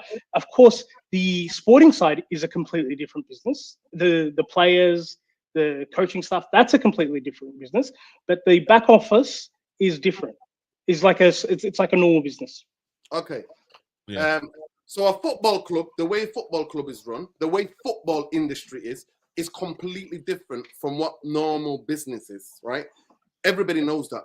Football, the biggest thing about the food is that I don't understand, and I find it really difficult to try to understand that with the evidence that you've got of 12 months. 12 months is no joke. It is a year. In a year where they came in, and by the way, their accountants and their lawyers would have had everything before Jim parted with $1 billion point something. All these accountants and lawyers would have looked through the whole Manchester United accounts. Yeah. They would have filled in the NDAs. All of those would have gone through. He would have known exactly what's going on with the football club and exactly what needed to be done, right? So they come in, right? And I want you to answer this question for me. Yeah, bro. In the way that everybody knew that Erik ten Hag was done out here, everybody from Timbuktu to my nan knows that Erik ten Hag was done out here, right? Dilly-dallying, when they showed the project to 3 different managers or even 4 different managers, change their mind, keep Erik ten Hag, sack him, then go and get 11, spent 12 million to get the guy out of contract, Amorim, bring him here, don't back him in January, then have Dan Ashworth in leave, and then he was more on gardening leave than he was on working for Manchester United because he didn't have the chemistry. Like, my guys are going on a date. Like, I'm sorry to say, I looked at the incompetent. My evidence, I'm sorry, is clear and painful. My criticism of Ineos is clear because I've judged them in the 12 months. And in the 12 months, Saeed, the biggest decisions they made in a football club, every one of them they got wrong, right? Okay. And then, furthermore, I looked at it and I saw what they did when they went into Nice, and they made the same mistake, Saeed. They made one of the coaches become the director of football after they sacked him and they brought him back. I'm sorry. The level of incompetence is unbelievable. And this is with a strategic review, Saeed. How many headlines did you see in the UK? No. We had so many. We had so many kind of strategic reviews. Okay. Let's carry this on, and then we can debate this fully when the interview finishes. They gave management at Manchester United a lot of rope. You know, if you look at some of the other characters in English football who are owners, and you know them very well. I mean, they're heavily involved in all the detail of running the club, aren't they, and the management and what have you. I mean, they gave management an awful lot of rope, too much rope, obviously. But you know, the previous 2 teams of management have to take a lot of the blame for the decisions they made at that club. You know, they have to. I'm afraid it's not just that the Glazer family. But they have been ultimately there, but then they've not been involved in a level of detail that, you know, the likes of negligence. Exactly. Well, you know, you're involved. Bro, this is crazy, man. What do you mean? You own the football club, man. You must be. How are you letting the manager run the football club or the people involved? Like, you need to understand what's going on. You hired these people, man. This is crazy. Let me just rewind this a little bit. Just that, the Glazer family. Watch this. But they have been the owners in that period. Ultimately there, but then they've not been involved in a level of detail that, you know, the likes of that's negligence. Well, you know, you're involved in the level of detail here now, and you're having to correct their mistakes. Yeah, no, if they've not am overseen the club in the last 10 years to a point whereby it's running out of cash, that's negligence. Yep. You know that better than anybody. Well, I'm not looking backwards. I'm trying to look forwards. Yo, man. 100% he's right. 100. What was that about? Can I defend him? Can I defend him? Is that just natural for you, Ange? You don't want to criticize the Glazers, or do you think there's... No, I hate the Glazers. I'm privately Sir Jim. If he's talking to one of his somebody at Ineos or somebody that he's close with, privately, he is probably thieving at the Glazers. He's swearing at them. But publicly, you can't say anything. They're your business partners. They're that I know. I'm not naive to that. I'm not naive to that. But even him here, he's smiling. He knows they fucked up. Yeah. He knows that they've... Yeah, I know. But he can't say that. There's nothing... It'd be very bad if he came out and said, yeah, look, they've been negligent for the last 10 years. You can't say... That's just... How does that work? How do you remain in partnership with them? They're going to be like, all right, sell up your share, get out of here. I'm more happy, Ange, that Gary Neville's asking these questions. I think for me, that's what I'm getting at more. So, Nuruddin, we we can say, you know what, like we have to understand that Gary Neville at least is asking this question and he's putting it on him. So far, I can't lie. The first part of the interview, I didn't really like from Gary Neville. I mean, if it's too many easy questions. Second half, I'm liking it a little bit more. Let's carry on. Let's try and do that. Look forward. That's a nervous laugh. I'm trying to look forward, and I mean, I think ultimately we'll come out of this difficult period, and we'll find ourselves in a much sunnier place. I do. I mean, otherwise I couldn't deal with what I'm having to deal with at the moment. Because it's not very nice when you go home to Manchester and you got people saying some quite unpleasant things. That's not very nice. I don't need that really, to be honest, at my age. Why are you doing this? Because I really like Manchester. Manchester United has been my boyhood club. So, and I believe that we can sort it out. If I didn't believe it, we wouldn't. I wouldn't do it. Would I? I'd, just on that side or something. I don't. Yeah. Just quickly, I've got a video from 2013. This is Sir Alex Ferguson's last year. It's on the Ineos YouTube feed where he's talking about Manchester United. I can send it to you guys. It's on the YouTube. He's talking about United. He looks much younger then. He's talking about how much he loves United and how all the best players are going to Spain. And we have to bring. Remember, we brought Scholes out of retirement that year as well. He retired for 12 months. Yeah, so he's talking about that. So people say Sir Jim's not a boyhood United fan. I don't know if that's true. He wanted to buy Chelsea. He's a businessman. Because he never thought United would be available. Like he wanted to buy Chelsea, though, innit? Like it's not as if this is the dream thing for him. Like he wanted to buy Chelsea. It was known he put a bid in, a very unsuccessful bid, to buy Chelsea. So I don't really buy into this gimmick about boyhood club. Why would you raise season ticket prices if you're a boyhood club, mate? You wouldn't do that, man. To your boyhood club, you would not raise season ticket prices. I'm sorry, man. You wouldn't say, yo, I'm a Manchester lad. I'm come from nothing. I'm come from Failsworth. You wouldn't give that gimmick. You wouldn't. So for me, that's where I don't buy into that whole gimmick beforehand. I think we'll get there with Manchester. Manchester United is the greatest football. Reload a little bit. He says, if not, because I'm getting the stick, I would sell it to Qatar. That's what he says. Watch. What did he say that? Okay. I'm trying to look forward, and I mean, I think ultimately we'll come out of this difficult period, and we'll find ourselves in a much sunnier place. I do. I mean, otherwise I couldn't deal with what I'm having to deal with at the moment. Because it's not very nice when you go home to Manchester and you got people saying some quite unpleasant things. That's not very nice. I don't need that really, to be honest, at my age. Why are you doing this? Because I really like Manchester. Manchester United has been my boyhood club. So, and I believe that we can sort it out. If I didn't believe it, we wouldn't. I wouldn't do it. Would I? I'd sell it to the Qataris or something. I don't want to do. Sell it to Qataris. But can he even do that? That's the thing, though, because he's not got majority ownership anyway. So unless he's looking to, I think we'll get. He was looking to do it at the start. I don't know. There with Manchester. And Manchester United is the greatest football club in the world. It's the world's favourite football club. It's the biggest football club. Everywhere I go on the planet, there are Manchester United supporters who want to come to. Everywhere I go.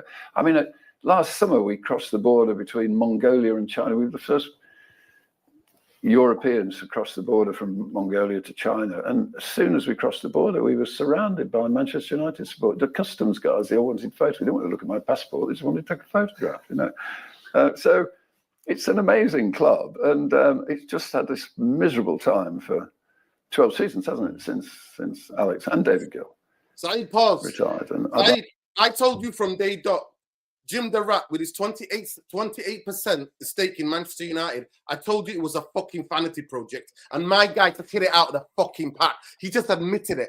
He's telling you he went to Mongolia to China. And from Mongolia to China, people wanted to take photos with him. When he was at Crystal Palace? Was it at Crystal Palace? Yeah. Where were we? Yeah. We were getting beat. And then he comes out and he's asked the fans and he's like, do you want a selfie? Do you understand the mentality? See how detached he is from the reality? That is the level of delusion and detachment. Vanity. Manchester United is the biggest. And everywhere there is, they've got fans. And people didn't want to look at my passport, but they wanted to take a picture with me because I'm the guy to save Manchester United. That is the fucking vanity project, man. Yeah. Fuck that shit. Fun. Spot on, man. I'd like to see. I mean, maybe it sounds a bit arrogant that I think I can take it from where it is to where it should be, but I mean that's what I believe. It's not me either. It's it's me, it's Omar, it's Jason, it's Dave, it's Colette, it's the other guys that you don't really see. Gary and Mark Armstrong, and Roger Bell, and it's quite a we had a board meeting last week, and it was a really good, cohesive board with a really good group of people who were all really, really focused on getting Manchester United to the right place. But it's the first time we've had a board meeting since I arrived on the 1st of January where we've had the full team in place. Right. And it was a great board meeting. So, and people expect people expect instant gratification in the modern world, don't they? But this is, of all football clubs, this is the super tanker. It's huge, and it takes time. One thing that the fans are most worried about at the moment is ticket prices. Yeah. What message have you got for them? Can you give them some comfort that they're not, I mean, obviously the prices have gone up in certain areas for £66 and there's no concessions now. Well, I mean, I think, are we going to see ticket prices increase again next season? A little bit, yes, we will, but not a lot.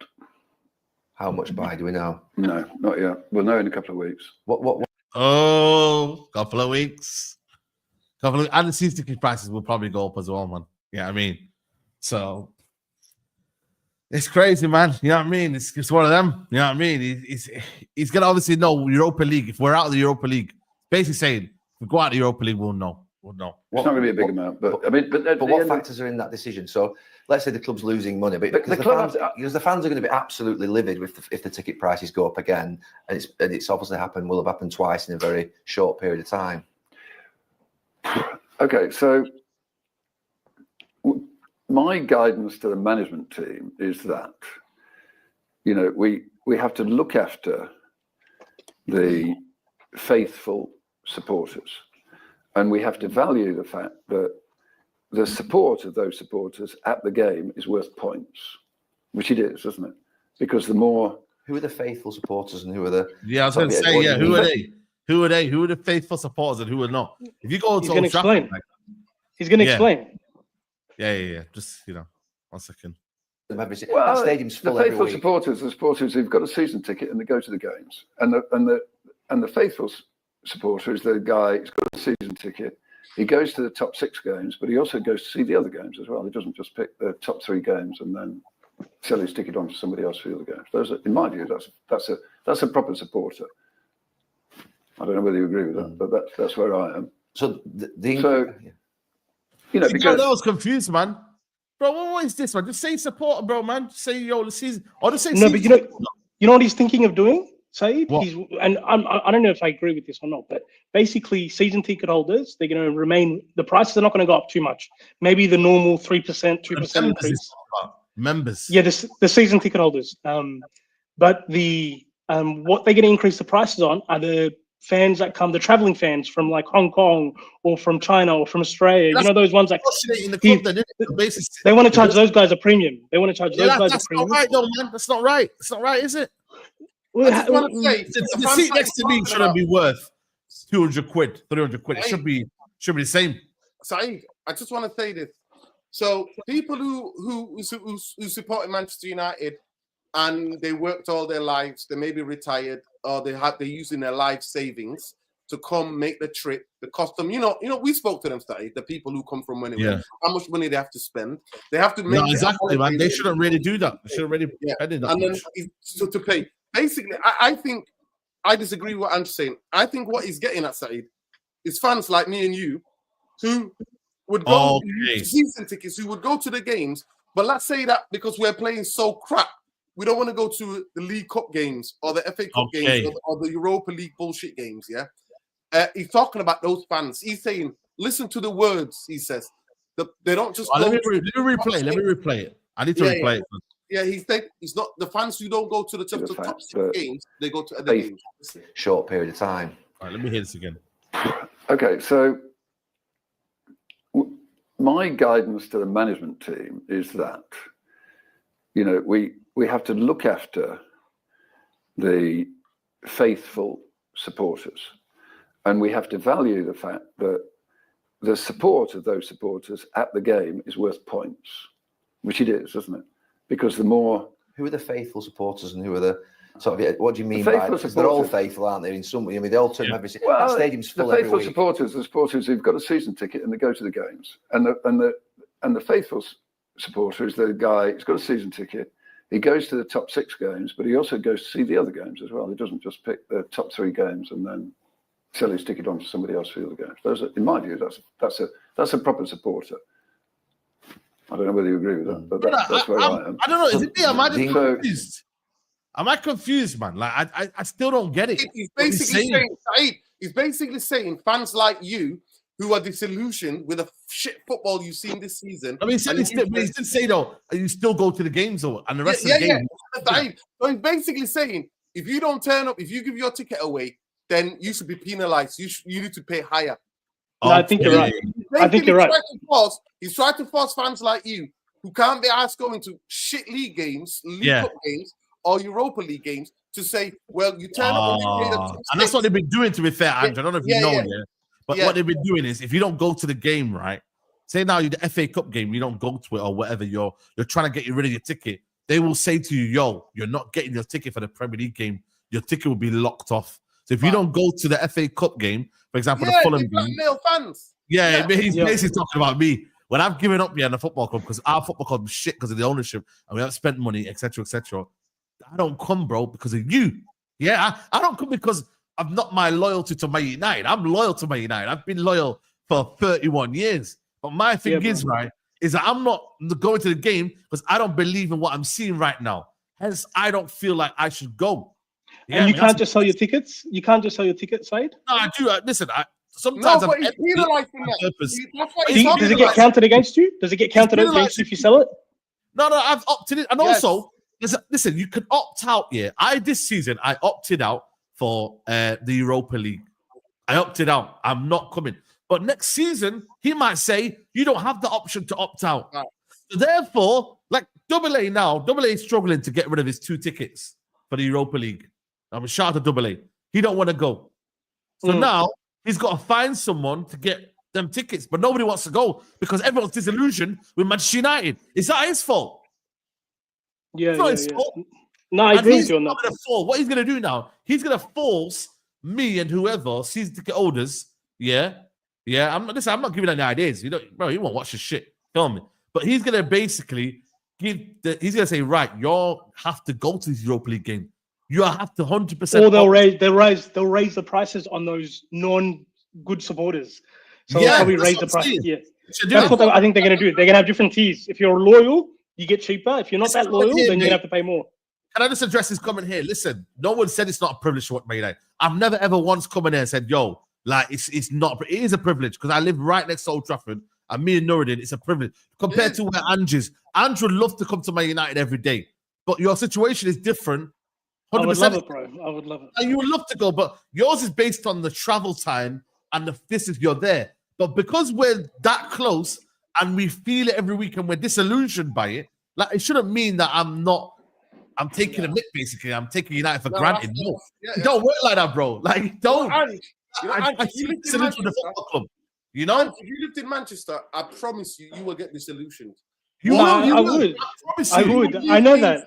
You would. I'm being serious with you.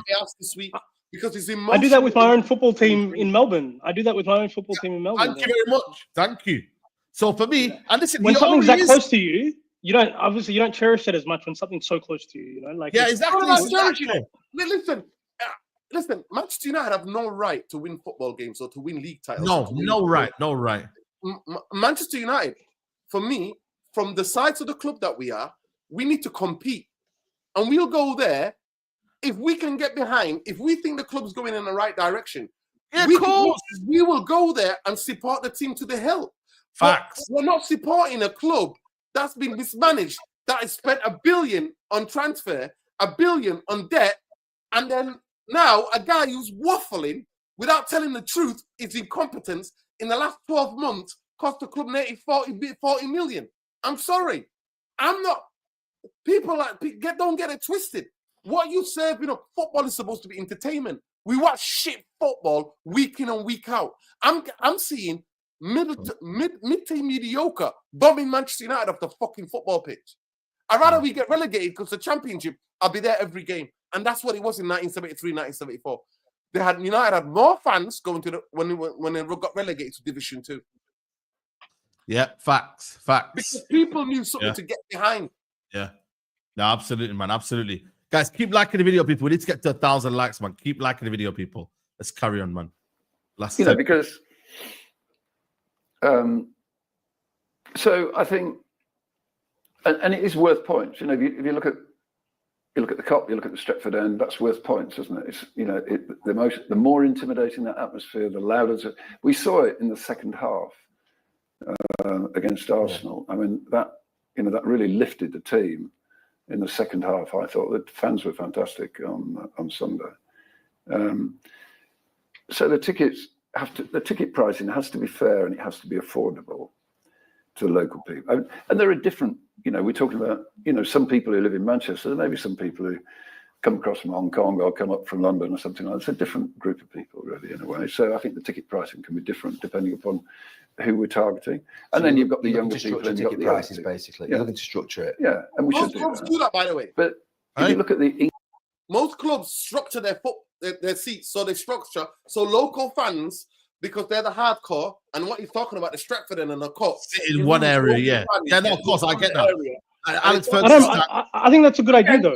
And let me finish. He's talking about the people who hire the boxes, the people who are the corporates. But Saeed will tell you, and I will tell you, Ant, that majority of the stadium is now a lot of corporates. Saeed, where he is, Saeed sits in the East Stand. So it's Andy got moved. I don't know if Andy's in the chat. He got moved.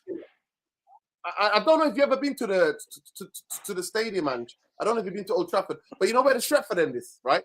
Right opposite the other goal. That's where Saeed sits. That is the hardcore working. Yeah, no, I've seen his videos. videos. Yeah. So when Saeed sits used to be hardcore working class. So those two behind the goal is where working local fans, working class hardcore fans will sit. Now, in the main, Sir Bobby Charlton and Sir Alex Ferguson, sometimes there's a lot of pensioners, sometimes it's where a lot of families are. Saeed will tell you, right? So, it's obviously 75,000. So there are different demographics, sitting around the stadium. After in the last couple of years, or the last year, how many people have they got rid of in his area, working class people, and how many have become corporate seats? Yeah, a lot. Literally a lot, man. Like, literally from the first 7 rows, and then from 61 all the way to the end, all them 7 rows, all them lot have gone, basically, and they've gone to the other side. So Andy, I completely agree, bro. So what they're doing now, even the seats there where Faz sits now, they're going to become corporate now as well. So they're basically saying that. I think with the new stadium, they should fix all that stuff, though. But this is 100%. I agree with you on this, especially because it's Manchester's not Miami or New York. The median wage is 30,000, 40,000. Yeah, bro. The minimum wage in Manchester is 28,000. You're right, bro. You're 100%. And that is majority of working class people in Manchester who live in inner city Manchester are on over 25, maybe 20 grand, right? And the difference between what you were saying earlier before is that a lot of those people were working at Manchester United. So what you have to understand, bro, is that the people who are getting free lunches is because they're working at Manchester United, and certain perks would come because the wages are not like the wages what they are in London in terms of where a Chelsea or Arsenal will be paying or Spurs will be paying. It's not. So what happens is that Manchester United would get, when you're at Old Trafford, most staff will get a free lunch because they got a cafeteria. When they're at Carrington, they would get free lunch. And then in the cup finals and that, you will get free travel. And then you would have your Christmas party, and then you get your little bonus because you worked hard for the year, because your wages are not. So what you're saying in the straight cut capitalistic things, when you work for a organization that's like third sector, and when you work for straight capitalism, corporate thing, the corporates don't give you free perks. They just pay you the basic wage that you get for the job that you do. But on Manchester United, it was kind of a different, because Manchester United is heart of Manchester, heart of a community with a heart and soul. And before the Glazers even got the club, universities had shares in the club. Different institutions in Manchester had shares in the club, because it was like the pride thing of Manchester. Do you understand what I'm saying to you? No, it was community owned. It was community owned. And a lot of people would work for Manchester United And they knew that their wages are not going to be as good as because they didn't want the corporate jobs. They wanted to work for the football club they love and support. And that's why the perks, because the Man United were not paying. And the people have been told, friends of mine have been told, listen, but you work at Manchester United, you're a United fan. And if you wanted to work in the corporate world, we don't pay the same as the corporate world. Why don't you go to the corporate world? Facts. Let's carry on. This is a super chat here from Rowan. He says, hang on, I'm from Preston, 40 minutes from Manchester. I drive to the games, but can't get a season ticket because they're sold out every year. How will they tell me apart from foreigners? Am I being punished? This is what I'm trying to say. What I'm saying to you. This is what I'm saying. Man. Listen, I'm gonna listen, and you're only gonna get one. I'm gonna give him the benefit of the doubt. I think he's talking about corporate seats. I think that what he meant the more corporate seats, the more money they grade, though. Yeah, I think he's talking about corporate seats. I don't think I'm not sure, bro. I think he was talking from fans from Hong Kong and stuff. So he's talking about the foreigner fans. He's talking about foreigner fans. He's not just talking about corporate. I don't think. No. Of course, he's talking about the fans. But what I'm saying to you is that a lot of corporate fans, like big or like a big, how like it's like the Super Bowl. Premier League games are like Super Bowl in the sense that it's like an event to be. So a company from Hong Kong or a company from Australia are doing business in the UK, right? And your company you work for in Australia are doing business in the UK, right? They've got a UK thing. They're inviting Australia. Let's say it's a big conference. Guess what, guys? We've got tickets for Manchester United. Do you understand what I'm saying to you? That happens as well. Because I've been to Old Trafford and I've sat next to people and like, oh yeah, we've got a conference. Our company has bought like 50 seats. Yeah. Do you understand? One second. Just the row in here. This one here is going to be very difficult. I think there's a waiting list of 100,000 people waiting for a season ticket. The only way you can get one right now is that if you put a deposit down. So you put a deposit by the down. way, and also, can I just say something? How long did you two wait to get on the season ticket? I was all right. I was actually. Let me say something. No. I can explain why Saeed got a season ticket, by the way. But listen, let me just explain this to you. Like, please, the people who are on the waiting list for Manchester United are not individuals like me, Ange and Saeed.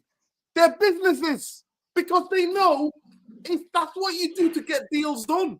Yeah. Corporates take, like I said to you, I've seen 50 people all wearing the same badge, all wearing the same blazer, and I'm like, what company from?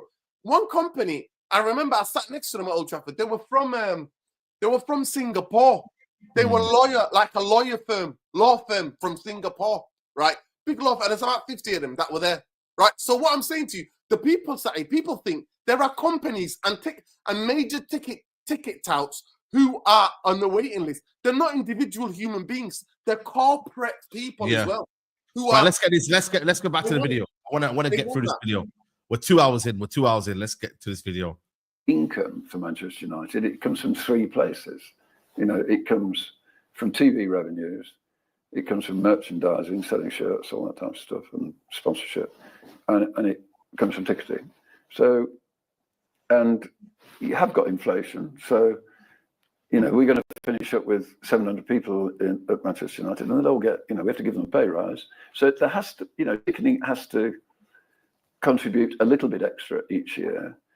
But, I think that there's a discussion going on about, could we freeze the prices for under 16s? Those types of discussions we're having at the moment. What's fair, what's affordable? But we've also got a hole in the finances, which we need to fill. I know we got a lot of criticism whenever it was 2 or 3 months ago on ticket pricing, that £66 thing. But that, just to put that in context, and so you may still criticise me or us, maybe, I don't know. It was a club decision, it wasn't my decision, but I didn't know much about it. But that was 500 tickets. Hold it there, bro. I didn't like that. Just own it, bro. I know he won't own it. And by the way, I'm not going to lie to you guys. I know it personally. Saeed knows Sol. You know Sol. Sol, yeah. We go. That's what I'm saying to Jim. You can lie to fans, but the ones who live in Manchester, you can't lie to me. You can't lie to me. Because people who I know personally and who try to buy tickets for, 66 quid, mate. So Watch what he says to Aid. He tries to hoodwink some mad answer. And I'm telling you, everything he's saying is a waffle. Because people just want to go. Criticise me or us, maybe, I don't know. I mean, it was a club decision, it wasn't my decision, but I didn't know much about it. But that was 500 tickets out of 75,000 that people returned to the club. They bought the ticket and they returned 500 tickets because they wanted their money back. And those 500 tickets were tickets which had been subject to a discount, either because they were a young person or an old person. And the club received those 500 tickets, which people sent back because they didn't want to go to the game. They gave those people their money back, and then they sold the tickets at face value rather than discounted prices for 500 tickets. That's all. And the face value was £66. So that's what the club did. The face value should be £66. That's not face value. You know that, Saeed. That's not face value, though. Can you please tell them? Can you tell the audience what face value ticket of Manchester United is, please, Saeed? I think it is.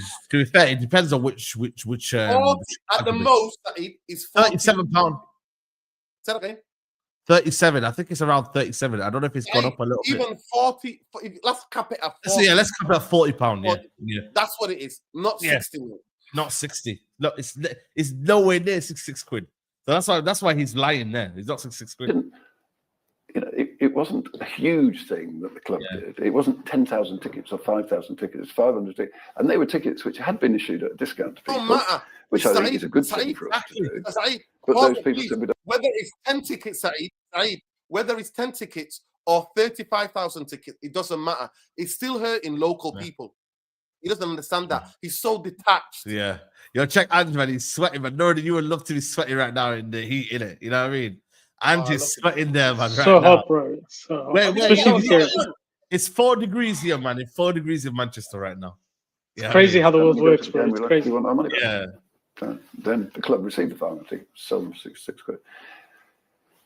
That has now been reversed, so we don't do. And I have.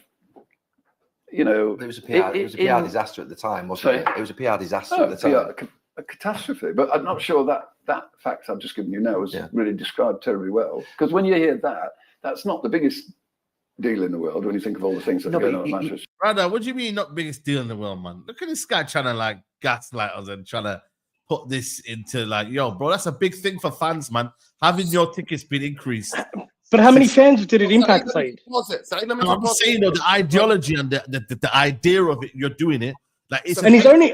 But do you not respect that he's owning up to it? He's talking about it. He's owning up to it. Just get this off my chest quickly, and you can come in. Yeah, go on. Say, right, imagine, so 500, let's say 300 pensioners, right? And 300 youngsters, right? Because they, and 300, and let's say, no, let's just say this. Let's say 200 youngsters, 200 disabled people, and 200 elderly, right? They were the people who get discounts at Manchester United. So the elderly, the disabled, and then the kids, the youth, right? Imagine 600 of them. Let's trust what he said for word. Let's take it face value and say, okay, right? So that's 600 people, Those 600 people said they can't go. They gave the tickets back to the club, right? Right, Saeed, Are you with me? Another 600, 200 disabled, 200 elderly, and another 200 youngsters wanting to go. Why are you charging them six? That's what I'm saying. That's where it comes down to. It's the start of the argument. Why is it 66 quid? That's what we want to know. Go on, Ange. You're presenting the scenario that it is another 200 disabled or another 200 kids. No. But regardless, I think this is their strategy. And Nuruddin, you're gonna let me. You're gonna let me. Nuruddin, let me finish. Please. Go on. So I don't know if I agree with this strategy, but the strategy is if you're a season ticket holder, your prices will remain fairly stable. It won't go up too much, might be a couple of %. But if you are not a season ticket holder and we're reselling tickets for people that don't want them, then for those types of fans, that you're going to get a big price to pay. And that's a strategy at the moment. So they're going to go look after the season ticket holders. But if you're not a season ticket holder, you're going to pay a premium. That's a strategy. And obviously it's not ideal. I'm not saying, hey, this is a great thing. It's not ideal because it means that some people are going to have to pay more. But they're trying to fix a club that is an absolute mess, that has no money, that's losing millions of dollars, and they need to raise funds somehow. Yeah, okay. This is where we fundamentally disagree, bro. Because I genuinely don't think majority of people understand. I just want to break it down. The people, and I'll do it quickly. This is not about season ticket holders. These are match day tickets that are bought on the day, but by disabled, by the elderly, and by the youngsters. That's what. By everybody. It could be. No. Please understand. He's talking about specific discounted tickets, right? Discounted tickets, right? Because we know what they are. And the reason why everybody kicked off, Saeed would say it. Saeed got the letter. Well, I got the letter. We saw it. Yeah. It was about saying there are no more discounts for the disabled, for the elderly, and for youngsters. That the face value. Okay, I get it now. Now are 66 quid, right? So that was the big difference. So that's what it was. Yeah. Super chat here from Ibn Maghrib. He says, I'm happy to have Jim right now. Those top brands who were creaming their pants for this proper man, they deserve it. Didn't want Qataris, and we all know why. No, absolutely, man. Xenophobia, bro. That's what it is, man. You get me? Like we don't hide that from him. I just want to stop because you said something during it was a small piece. You said I wasn't aware of the decision. You said you wasn't quite across the detail of the 40,000. I wouldn't expect you to be. No, I can't be. To be honest with you, I have businesses myself, and I wouldn't expect to be involved at that level of decision. But you've got to make sure the people underneath you understand the magnitude of decisions that are being made. Yeah, particularly in the club, because it reflects upon you. They're going to come for you. Yeah, which they are doing at the moment. Yeah, but you don't get it all right, all the time. Yo, I've been coming for you before you came to the football club, mate. Stop waffling. Yeah. Most of it's new. Yeah. I've sat on a task force. Are we moving on to a positive? Hey, listen, man. That's what I'm saying. I respect Gary Neville at the end, man. The part he's actually put Jim Ratcliffe in his place too as well. Like I know that's the toughest interview he's done, Saeed. That's the toughest. I don't think I've heard him do a tougher interview than this one. No, not in a long while. I can't lie to you. He's not done this enough. He's not done this enough. Who's giving him a tougher interview? Who's giving him a? I don't know anybody. The 5 important questions were missed out. They were missed out. But you had to compromise for the interview. I'm not saying we have to accept, but it was. I'm saying to you is that there was a demo. Over 15,000 people turned up, and all of a sudden, my guy's speaking like a parrot, where we didn't hear a word from him for the past how many months. Bit of a coincidence inside, and they've been talking to everybody else, hasn't he? Because in the new stadium, say, look. No, look what we're doing. I know it's because of the new stadium. Yeah, football club. Look into the future. 5 years. Get the F out of here, man. I gotta Nuruddin. Can I disagree with that for once, please? Yeah, go for it, bro.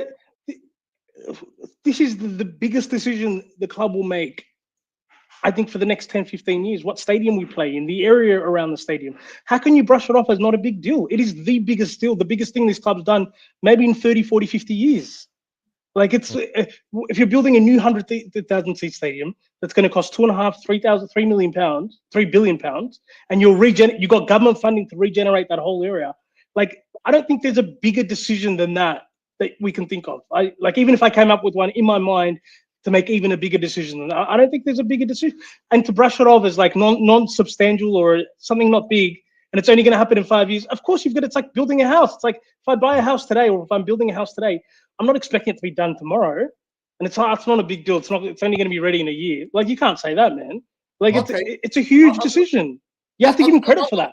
Listen, by the way, and the guy that you're defending is going to bed with, the billion that they spent on the money, the billion that we used to pay down the interest of the debt, that's still the same, and he's even gone higher. All of that money could have been used to build the stadium. After Eid, we did shows on a Straight Jacket podcast. I explained to Eid where I said, I don't care, call it the Amazon bullshit Old Trafford Stadium. Stadium should have been built years ago. Of course. So now, how's that Sir Jim's fault? How's that Sir Jim's fault? You asked the question. Let me explain. It doesn't take Jim or anybody. Everybody knew Manchester United needed a stadium. For 20 years, the Glazers have done nothing except for a lick of paint and a bit of a poster outside the stadium. They've not done anything to the stadium. This guy bailed them out while they were broke, and they would have to sell because they would have been forced to sell if you believe what he said, right? And I've been talking about the same, right? At the end of the day, everybody understands Manchester United need a new stadium, right? So him coming up with it, it's not news to me. That's not what it is. I want to talk about what is current right now. What is current, what I've seen is he did a strategic review. Dodgy Dave came in and did that. In the last 12 months, they've made not one mistake, not two mistakes, 3, 4, 5 mistakes at the football club. And then for that money that they made, all that 40 million that they lost the club, not the Glazers, them being in the top seat. Not the Glazers, them. I know that Joe Glazer's there, but I'm saying to you, the way they want to run it is that Jim's the face of Manchester United now. No, he's running it. Sir Jim's running it. Joe Glazer is hiding like he is. He's not doing anything. He's just a silent partner. Let me finish. He's a silent partner. Hiding, right? They still have the biggest share. They're still the biggest shareholders, the Glazer family. They own 42% of the football club, right? But he's making it out like, it's like a fucking Houdini trick. Don't look at me now. Fight into the future. We're gonna get there. Okay, let's carry on. Let's carry on. Can I respond to that? He said a lot of stuff they say. Let's finish. Just quickly. Sorry, bro. Sorry, I just want to say quickly that every new owner, if you follow sports around the world, every new owner makes a lot of mistakes. Look at the last 5 new owners at the NBA. They all have made massive mistakes. Look at the Man City owners when they first came in. They made a lot of mistakes. The Man City owners, the Chelsea owners have made mistakes. New owners, and I said this to Saeed. Wait, you gotta let me finish. I said this to Saeed on his show before the Glazers came in. I'm like, every new owner will make mistakes, but what you have to do is judge them over a long period of time. These are not the returns come when you have a new owner. The returns come after 4, 5, 6 years. Hopefully they learn and they don't make the same mistakes again. That's the best you can hope for. The idea that they should make no mistakes or they've made 2, 3, 4 mistakes and that's too many. They're going to make mistakes. That's part of owning a new team. The football club. I'm sorry, Ange. They're stripping the football club back. I said to you, Real Madrid employ 3,000 people. Liverpool, who are in terms of history, they're not the big size of Manchester United. They employ over 1,000 people. Now he wants to operate in a club with 700 people and taking away any perks. If you live in Manchester, what's going on at the football club? The mood inside the football club is dire, right? It's absolute dire. And I'm not judging. Listen, you're allowed 1 mistake. You're allowed 2 mistakes. You're not allowed 5 or 6, mate. Stripping back the football club. And I'm telling you now, Manchester City bumped money. Ibrahimovic, they came in, they pumped money. They pumped money. This guy is stripping, he's doing it the other way and stripping the football club right back. And he's telling you, wait for me till we get the new stadium, then we'll challenge for a league title. Yeah. Get the F out. Let me play the rest of the video. Obviously, we've got, I think, a couple of minutes left. Super Chat just come through right now. He says, big up to Tox because he said, can the EPL or UK government force the Glazers to sell? No, they can't. No. They allowed it to happen, man, but they can't force it to sell. Unless like the Roman Abramovich thing happened, and obviously that's very, very obviously political and whatnot. I thought we've got a minute left, so let's look at something really good. I said it would be a tough interview, didn't I? You did. The stadium, I sat on the last task force committee meeting on Friday and I had a glimpse of what's coming, obviously, and it looks absolutely spectacular. It is, isn't it? And, you know, I've been shouting about the fact that for me... It looks spectacular because guess what? My name is Gary Neville and money's coming to me too. It looks I'm getting a piece of the pie. You know why? It looks spectacular. Yeah. That's wild. Yeah. You're wild, Nurdin. You're wild. Yeah. Let's hear it. Let's hear it. It's only 4 minutes. Let's hear it. For years, there are non-negotiables with United. A great training ground, an amazing stadium, the best in class. The football sometimes, you know it's going to be up and down because that's the nature of football. We weren't always successful in my childhood. How excited are you by that, and is it deliverable? It's definitely deliverable, but I think it needs to be set in context again. I think, I mean, I mean, you know, if you take the view, I mean, I'm sure it's your view as well, that it's the greatest football club in the world, then if it's going to build a new stadium, it should be a new stadium that's befitting the greatest club in the world, and also a stadium that befits the greatest league in the world, because the Premier League is the greatest league in the world. And at the moment, if you look at the Premier League, we've got some great stadiums, but we don't have a Bernabeu, do we? And we don't have a Nou Camp, the new Nou Camp. We don't have that in the Premier League, although it's the greatest league in the world.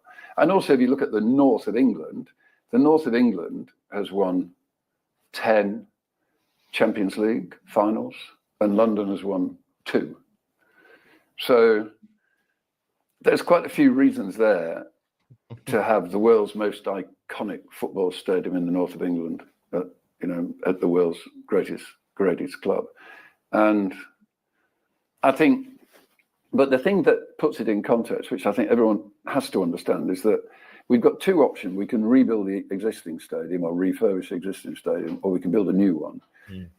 The only basis upon which we can build a new one is if it is part of this government regeneration scheme for South Manchester, because we can't afford to regenerate Southern Manchester. That's too big a bill for the club. So we can build a stadium. We don't need any government funding for that stadium, but it has to be the underpin for the regeneration. Yeah.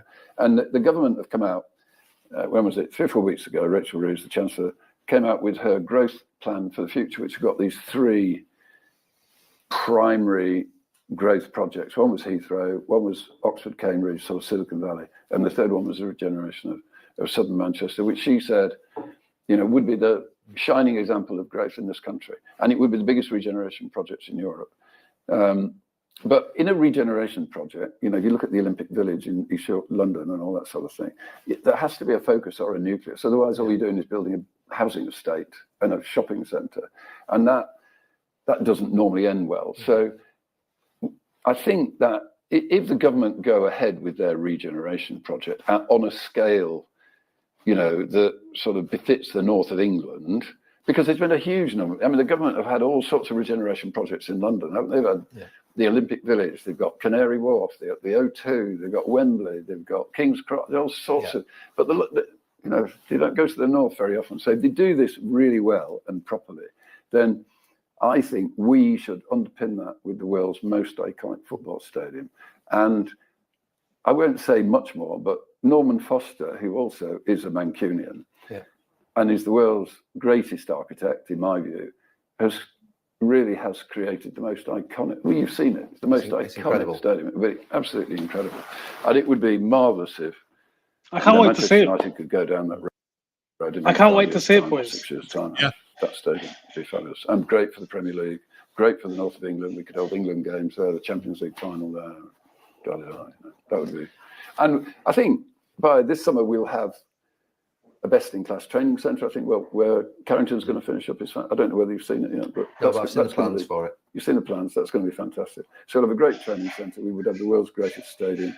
It won't be a small stadium, and I think it will be a very profitable club. So the vision for the future for Manchester United is fantastic, but we're at the we're in the trough at the moment, at the difficult phase. Jim, let's end on that. I've enjoyed it. Look, one thing I would say is that for 25 years, the Glazer family haven't spoken, and you are going through a challenging time at this moment in time. To be fair, you are communicating, you do speak, which I think is a start. Football clubs owners need to communicate to the fans in good times and in bad times, and they've never had communication at United. So I commend you for that. We have to face the music a bit, really. I mean, I know it's been a bit difficult for the club and for the supporters, but at the end of the day, we absolutely want the same thing as the supporters. That's our only objective in life, is to see Manchester United winning silverware again. No, we don't. Thank you. Thanks, Jim. Thank you very much. Thank you. Handshake. That's the handshake, man. And there we go, people. My guy wants dividends, mate. I'm kidding. No clap from me, mate. No clap from me, not whatsoever. On the whole, man, I can't lie. Yeah, it's a good interview. It's a great interview. It's a great interview. Nuruddin, you're being unfair, bro. Do you have any? Nuruddin, can you show a little bit of fairness, brother? Just a little bit. Because for me, it's the most important question. The follow-up. Follow up. You can still say it's a good interview, though. Listen, Saeed, if I'm asking you a question, you know what? We know what to do. You know the best interviewers. Yeah, you know what they do, Saeed? They ask you a question, right? Then they have a follow-up, and the follow-up usually leads to a trap because they want the honest answer from you. Gary Neville was not allowed to do that. Instead, Jim, every time he asked a question, difficult question, he said, you know what he did? He went like that. Yeah. He went like that. He looked what question? What question are you missing? No. There was some question that was a bit uncomfortable. But I like that, Nuruddin. I wanted to see that he's uncomfortable. I want to hear how Jim Ratcliffe is reacting to be impressed. What's his go-to? I've learned a lot. listen, you might not agree with the outcome, Nordi. We don't agree with what Jim Ratcliffe's saying, but I like the fact that he's been asked a question. He hasn't answered it. He's skated around it. Like, he doesn't know. And that shows to me that, you know what? Like, he doesn't really know. And we're gonna put it to the test. No one's saying here, Nuruddin, that we should take this as gospel and Jim Ratcliffe's the best owner, best part owner. No. But I'm just glad I got to see that interview. No, hold on a minute. Being answered them questions, not all of them, but most of the questions I wanted. Yeah, I wanted them to be asked. No, he looked so comfortable. Yeah, yes. Listen, I give Gary Neville. You got something from that. He pushed him on the Glazers side. The only questions that to me were the Glazers, of course, and I knew that he wasn't going to answer them. Right. Yeah. And you know what? And Gary knew himself and said, Gary admitted himself, you're in business with them, so you can't really answer. But I'm going to have to still answer the question. That was all performative bullshit, because he's not going to come out and go, the people that I've rescued, I financially bailed out. I'm not going to talk shit about them. And they've given me control of the football club right now, the operations. And that's what he was. For me, the majority of the chat, I told you, you're either bootlicking or you're sheep. So the facts are the facts. Jordan, they're not, man. Come on, they just disagree with you, bro. No, let me finish, right? For me, the facts are on my side. The facts don't care about your copium, what you think the future is, what we're gonna get. The facts don't care about that. The facts are Ineos have come into the football club, and a majority of owners, yes, anytime you take over a business, right, of course, you're gonna get, because they're only human, they're not robots, and nobody's perfect. I'm not asking this comment here, by the way. But big up. This comment here is a big comment, by the way. This comment here is good. Like you don't take this interview. No, but you don't do that. I'm taking this interview. I go take it away. I take something good from it, some bad from it, but I also keep on the pressure. Nobody's saying here that this interview is like almost telling us something that maybe isn't. We already didn't know. We know most of this stuff. This is a PR exercise interview, but I also like the questions that were asked. Yeah, fair enough. I also gained a lot of insight as to, like, when he's talking about different fans or whatnot, when he's talking about the meals, like, he's out of touch. But I want to hear this sort of stuff. So I said, you know what? It further enhances what I thought, and it also makes me think of something different that I didn't know. So you take the good and you take the bad. It was needed. Saeed, listen, 100% you're right. Yeah. 100,000,000% you're right. I'm talking about what Ineos has done. I'm judging Ineos on the last 12 months. Some people will go make a mistake. One, Saeed, I've done a show with you, and I broke it down for you. The mistakes the catalyst mistakes they made year after year after year are where Nice, after 7-year ownership. No, I agree. Nice fans spoke to you. You spoke to they did. So at the end of the day, I said this. This is what the premise was for all you that don't know on my channel. First of all, I was one of the first people to make a show about Jim wanting to buy the football club, because majority you did. You're the one that told me. Fans did not want to come and go. I find that straight to your podcast. Yeah.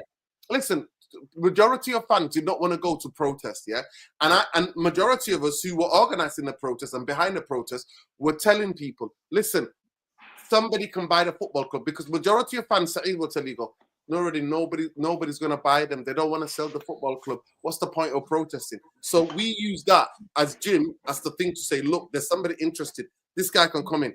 And then I went and did the research on Ineos. I looked at all the sporting avenues of Ineos, where they got involved in the boat racing championship, world championship, when they got involved in Formula One, when they got involved in Nice, when they got involved in the Swiss football club. I looked at it all and I said, boy, oh boy, shit, Saeed. I remember telling Saeed, I was like, Saeed. No, I agree. I do not want Jim, I don't think this guy, I think that they've got no success other than the time when they cheated, where Dodgy Dave cheated with the inhalers, and you can find the articles right there and then, and you know, right? And so then that's when I did my research. So I don't come to you. I didn't come here to go and make something bad. First of all, I wanted a full sale, and it didn't. And I told everybody, Saeed will tell you, I would argue with him constantly when every other person was, everybody was doing the clickbait. Oh yeah, Qatar are in, and I was like, of course. The Glazers don't want to fully sell. If they wanted to fully sell, they would have sold it to somebody else. And all this Ineos did is like the Elliott Group. They came in and they bailed the Glazers out, and they're in bed with the Glazers. That is my point of view. And in the last 12 months, the way that they can talk about the mistakes the Glazers have made, well, in 12 months, they've made exactly similar mistakes as the Glazers. The only thing that they've done is strip the back because they've gone, oh, the club is in financial difficulty. What? Saeed, can I ask the question? Did these financial difficulties come from, did these things happen by mysterious? Did this happen by accidental? No. No, of course not. Of course not. Made by the football club. Can I respond to that, Nuruddin, please? Can I please respond? Yeah, go on, go on, you respond to that. So I know people say that I'm covering for Ineos or Sir Jim, but the thing is, if you look at the other big owners in the Premier League, the Cronkies, the Todd Bowleys, they never speak to their fans like this. When was the last time they did a full feature interview like this? I'm happy that our owner will. Go ahead. Yeah, you can respond. You can respond. Whether you disagree with what he says, whether you think he's lying or he's trying to mislead the fans, I'm happy. You got a point. The Glazers I'm happy that we have an owner that will take tough questions. The thing is, when you do tough questions like this, it makes you accountable. So if he says we're going to return the club, what did he say? We're going to return the club into profitability. We're going to have the biggest stadium in the world, and we're going to be challenging for things in 3 to 5 years. So at the end of that 5-year period, if none of those things are true, if we're not challenging, the stadium's still not done, and we're still losing money, we can hold him accountable. And by then, I'm not loyal to Sir Jim. Why would I be? I don't care if it's just, I'm saying, hey, let's give him a chance. I'm not even saying he's going to be the best owner. I'm saying, hey, in 5 years' time, if he said all these things, I'm going to do all these things. And if he hasn't done any of them, or they're all lagging behind, I think it would be fair to rip into him and to say, hey, you promised these things. And also have him accountable, like for every time or for every kind of, go as you go. You don't have to look 5 years, but like you could. No, so and that's a good point. So along the way, he's going to make mistakes. Along the way, he's going to make mistakes. I'm happy for you to say, hey, of course he shouldn't have re-signed Ten Hag. We criticized it at the time. We did a live show, me, you, and a few others, criticizing that decision to re-sign Ten Hag at the time. We thought they, we thought they bottled it. At the time. And his answer, I get it, because there was a lot of those people had only been there for 2-3 weeks at the time, and they didn't want to make a decision. They're all too scared to make a decision, a lot of them. So if they're still making dumb mistakes like that in 12 months' time, in 18 months' time, then let's rip into them. But along the way, when they're starting off, they're going to make some mistakes, and I'm willing to give them a chance. But number one, I'm going to judge them at the end of that 5-year period. We can criticize them along the way. I'm not saying you can't. But at the end of that 5-year period, he's made some big promises around where the club should be, around its finances, and around where the stadium should be. And if he hasn't achieved any of those things, let's go. I'll fly from Melbourne to Manchester. Hold on a minute. For now, you're saying, let's be open-minded. Let's give it a chance. Let's see where it's going. And then kind of like, instead of kind of maybe doing what Nuruddin's doing and kind of maybe a lot of backlash. I see zero evidence to give me any faith about any piped-up dream. And like somebody said in the comments right there, what's the plan? What are you doing with the debt? What have you got a plan to pay them out or to actually get bigger shares at Manchester United? What's your plan for Manchester United, Jim? Other than sending me 5 years' time, what is your thing to take over the football club? So we're only dealing with you and not dealing with the Glazers. All those questions, the follow-ups were not answered, Saeed. Yes, Gary did press him, but he was swerving. Like we said, he was swerving. At the end of the day, Saeed, I can't talk about what's going to happen in 2-3 years' time. I don't know. I'm a Muslim. I don't know what's going to happen tomorrow. I might not wake up tomorrow. Do you understand? La ilaha illallah. Muhammad Rasulullah, right? I don't know. The idea that about 5, and you know that, Saeed, in football, 2 months, 2 weeks in football are a long, long time. Of course. No, 3 months in the Glazers. Remember that? Obviously, no context. They clipped me up about 7 months in it. Remember, I said Ineos. Of course. In 7 months, a lot has happened. You wanted to give him the benefit of the doubt, and I said, from my research, these guys make mistakes. For me, they're on fraud watch. They need to show. They make mistakes. And you know what? Big up to Ange. And maybe we've not spoken, but I'm not saying the mistakes they made. I was warning the fan base about the mistakes were going to come with Ineos and the way they run their sport franchises. The way they do things with their sport, they make massive mistakes and they don't learn from them. And now he's been on record to say you can make a mistake once, but you can't make a mistake again. That's the Jim Glazer. That's his motto in as a billionaire. That's a quote from Jim. That's why Dan Ashworth is gone. That's why he's let go of Dan Ashworth. Listen, make a mistake once, but you don't make a mistake again. But they've made not one, not two, not three, not four, 5. No, but at the same mistake. He's talking about the same mistake. You can make, obviously you're going to make different mistakes in different areas. Listen, at the end of the day, I foretold these things, and Saeed kept saying to me, "Nuruddin, stop predicting things because these things that you're saying." So at the end of the day, for me, so you think let me ask a question. Do you think the interview was a waste of time, or do you think? No, because I'm Saeed. Listen. I want to ask a question. Do you think it was a waste of time, or do you feel like? Listen, I'm not going to lie to you. Listen, he gave me the idea that my guy is delusional, how detached he is as a billionaire. Cool. He showed that the fact that he's squirming, right? And then he's blagging and giving a false information where me and you can benefit of an interview. So it's a benefit then. A benefit.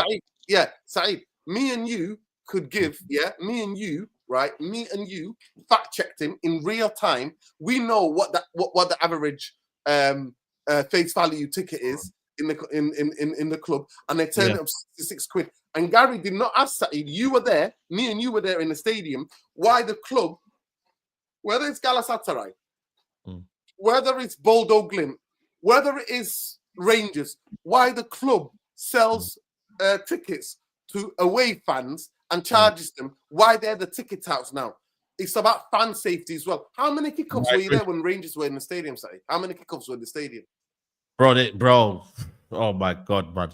I was the same, but Andy told me there was like, bro, there's so many. Listen, I was there and I rang you, if I'm not mistaken, I rang you at halftime, I think, or one of the games I rang you when. Yeah. I'm not going to lie to you. So that is another thing as well. Gary Neville didn't ask. But listen to me.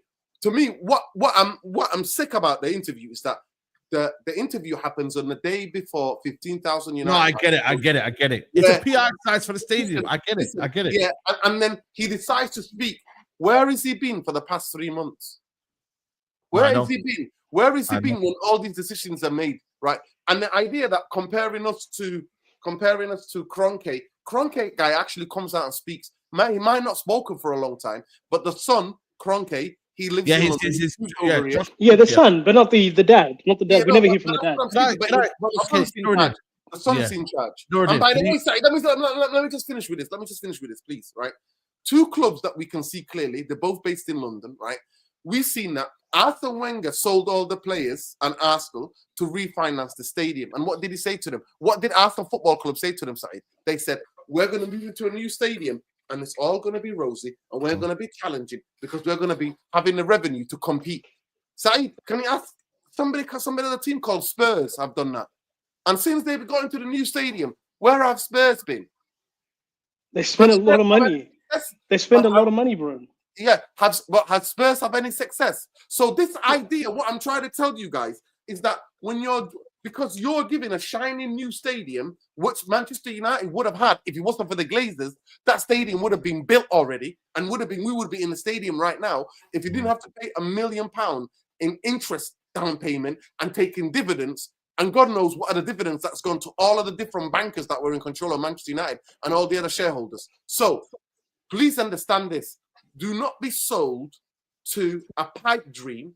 And I agree. The club's going to be competing and to be successful. Because Arsenal didn't. Arsenal Football Club was telling everybody and their nan, we're going to be successful because we're going to make Saeed wants to get a wedding. No, okay, you've had to say now. And you give your final. No, I think I've said everything I need to say. I've said everything. I really love that interview. I don't agree with everything he says, especially around ticket prices, especially if what's sad is like fathers taking their kids and stuff, and now they can't get concession or youth. All that stuff is really sad, and he's out of touch. When he compares it to Fulham prices, it's a rich area, Fulham, so I get it. I get all that stuff. But I'm hopeful, and he's not saying that the stadium's going to fix all our problems. He's not saying that. I think that's an unfair characterization of what he's saying. He's saying that that's going to be part of becoming the biggest club in the world again. And you're supposed to have a grand vision. I like it when they have strong grand vision so we can hold them accountable. We didn't have any vision from the Glazers.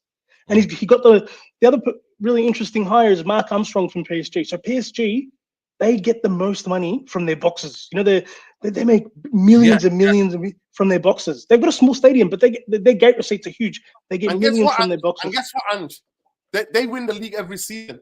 Every season they win the league in their league. Yeah, but it doesn't make much money. Liga makes no money for them. What I'm talking about in terms of selling people to come and watch good football instead of selling a product, if you want to talk about that in that business sense, people don't go to PSG because they're winning. They win the league every season. That's why people go to there. Not because they're bloody mid-table or languishing in the Europa League, because they play in the Champions League every season and they win their league every season. That's why they're able to sell those boxes. Okay. We're going to end it here. Man. Listen, everyone. No, I just my final thought is this, yeah? Final. I'm not calling Ange. Ange can say, Ange, I think, just said perfectly what he said. What we need part 2, by the way, tomorrow with Ange just summed up what's giving him hope. It's the grand. And he said it in his own words. He said, I did. Is what's giving him hope. For me, I'm just telling you what I predicted before Jim got here, what I said that's going to happen, the mismanagement that will continue, and it's continued. And when he was asked the tough questions, he was squirming like skating. We should call him skating. He turned his head like a like a clock. He turned his head like a clock, bro. We'll find him in Hume Park skate. You know, the skating area. He's a bad liar, bro. He's a bad liar. He's a bad liar. No, for me, the biggest thing, the billionaires are detached. They're very much detached. Of course. They're very detached. All they care about is this. All the movie life of what working people are. Yeah. They're very detached. They live in a different world. And I don't know what it feels like to be a billionaire. Maybe that'd be a bit unfair to him. But none of us are billionaires, so we don't know what that is. You're definitely not being unfair, mate. You know what I mean? Billionaire means that you've got more money to help out. They call him, they call him Sonny Jim because he lives in Monaco. He doesn't pay his taxes in. He doesn't. He's a tax dodger. And he pollutes the world. It's greenwashing. Yeah. When people want to ask, he say it's a greenwashing. I would be asking. I say, Jim, people accuse you of greenwashing. Of greenwashing. What are you doing? I would never do that. That'll be him gone. But listen, people, we're gonna wrap up here, man. We're gonna wrap up here. Now, listen, for the people in the chat, I can debate anybody, any day, anytime. Because I'm sorry. It's a good debate, man. It's a good debate, man. No, it's a good chat. It's a good chat. All respect to you.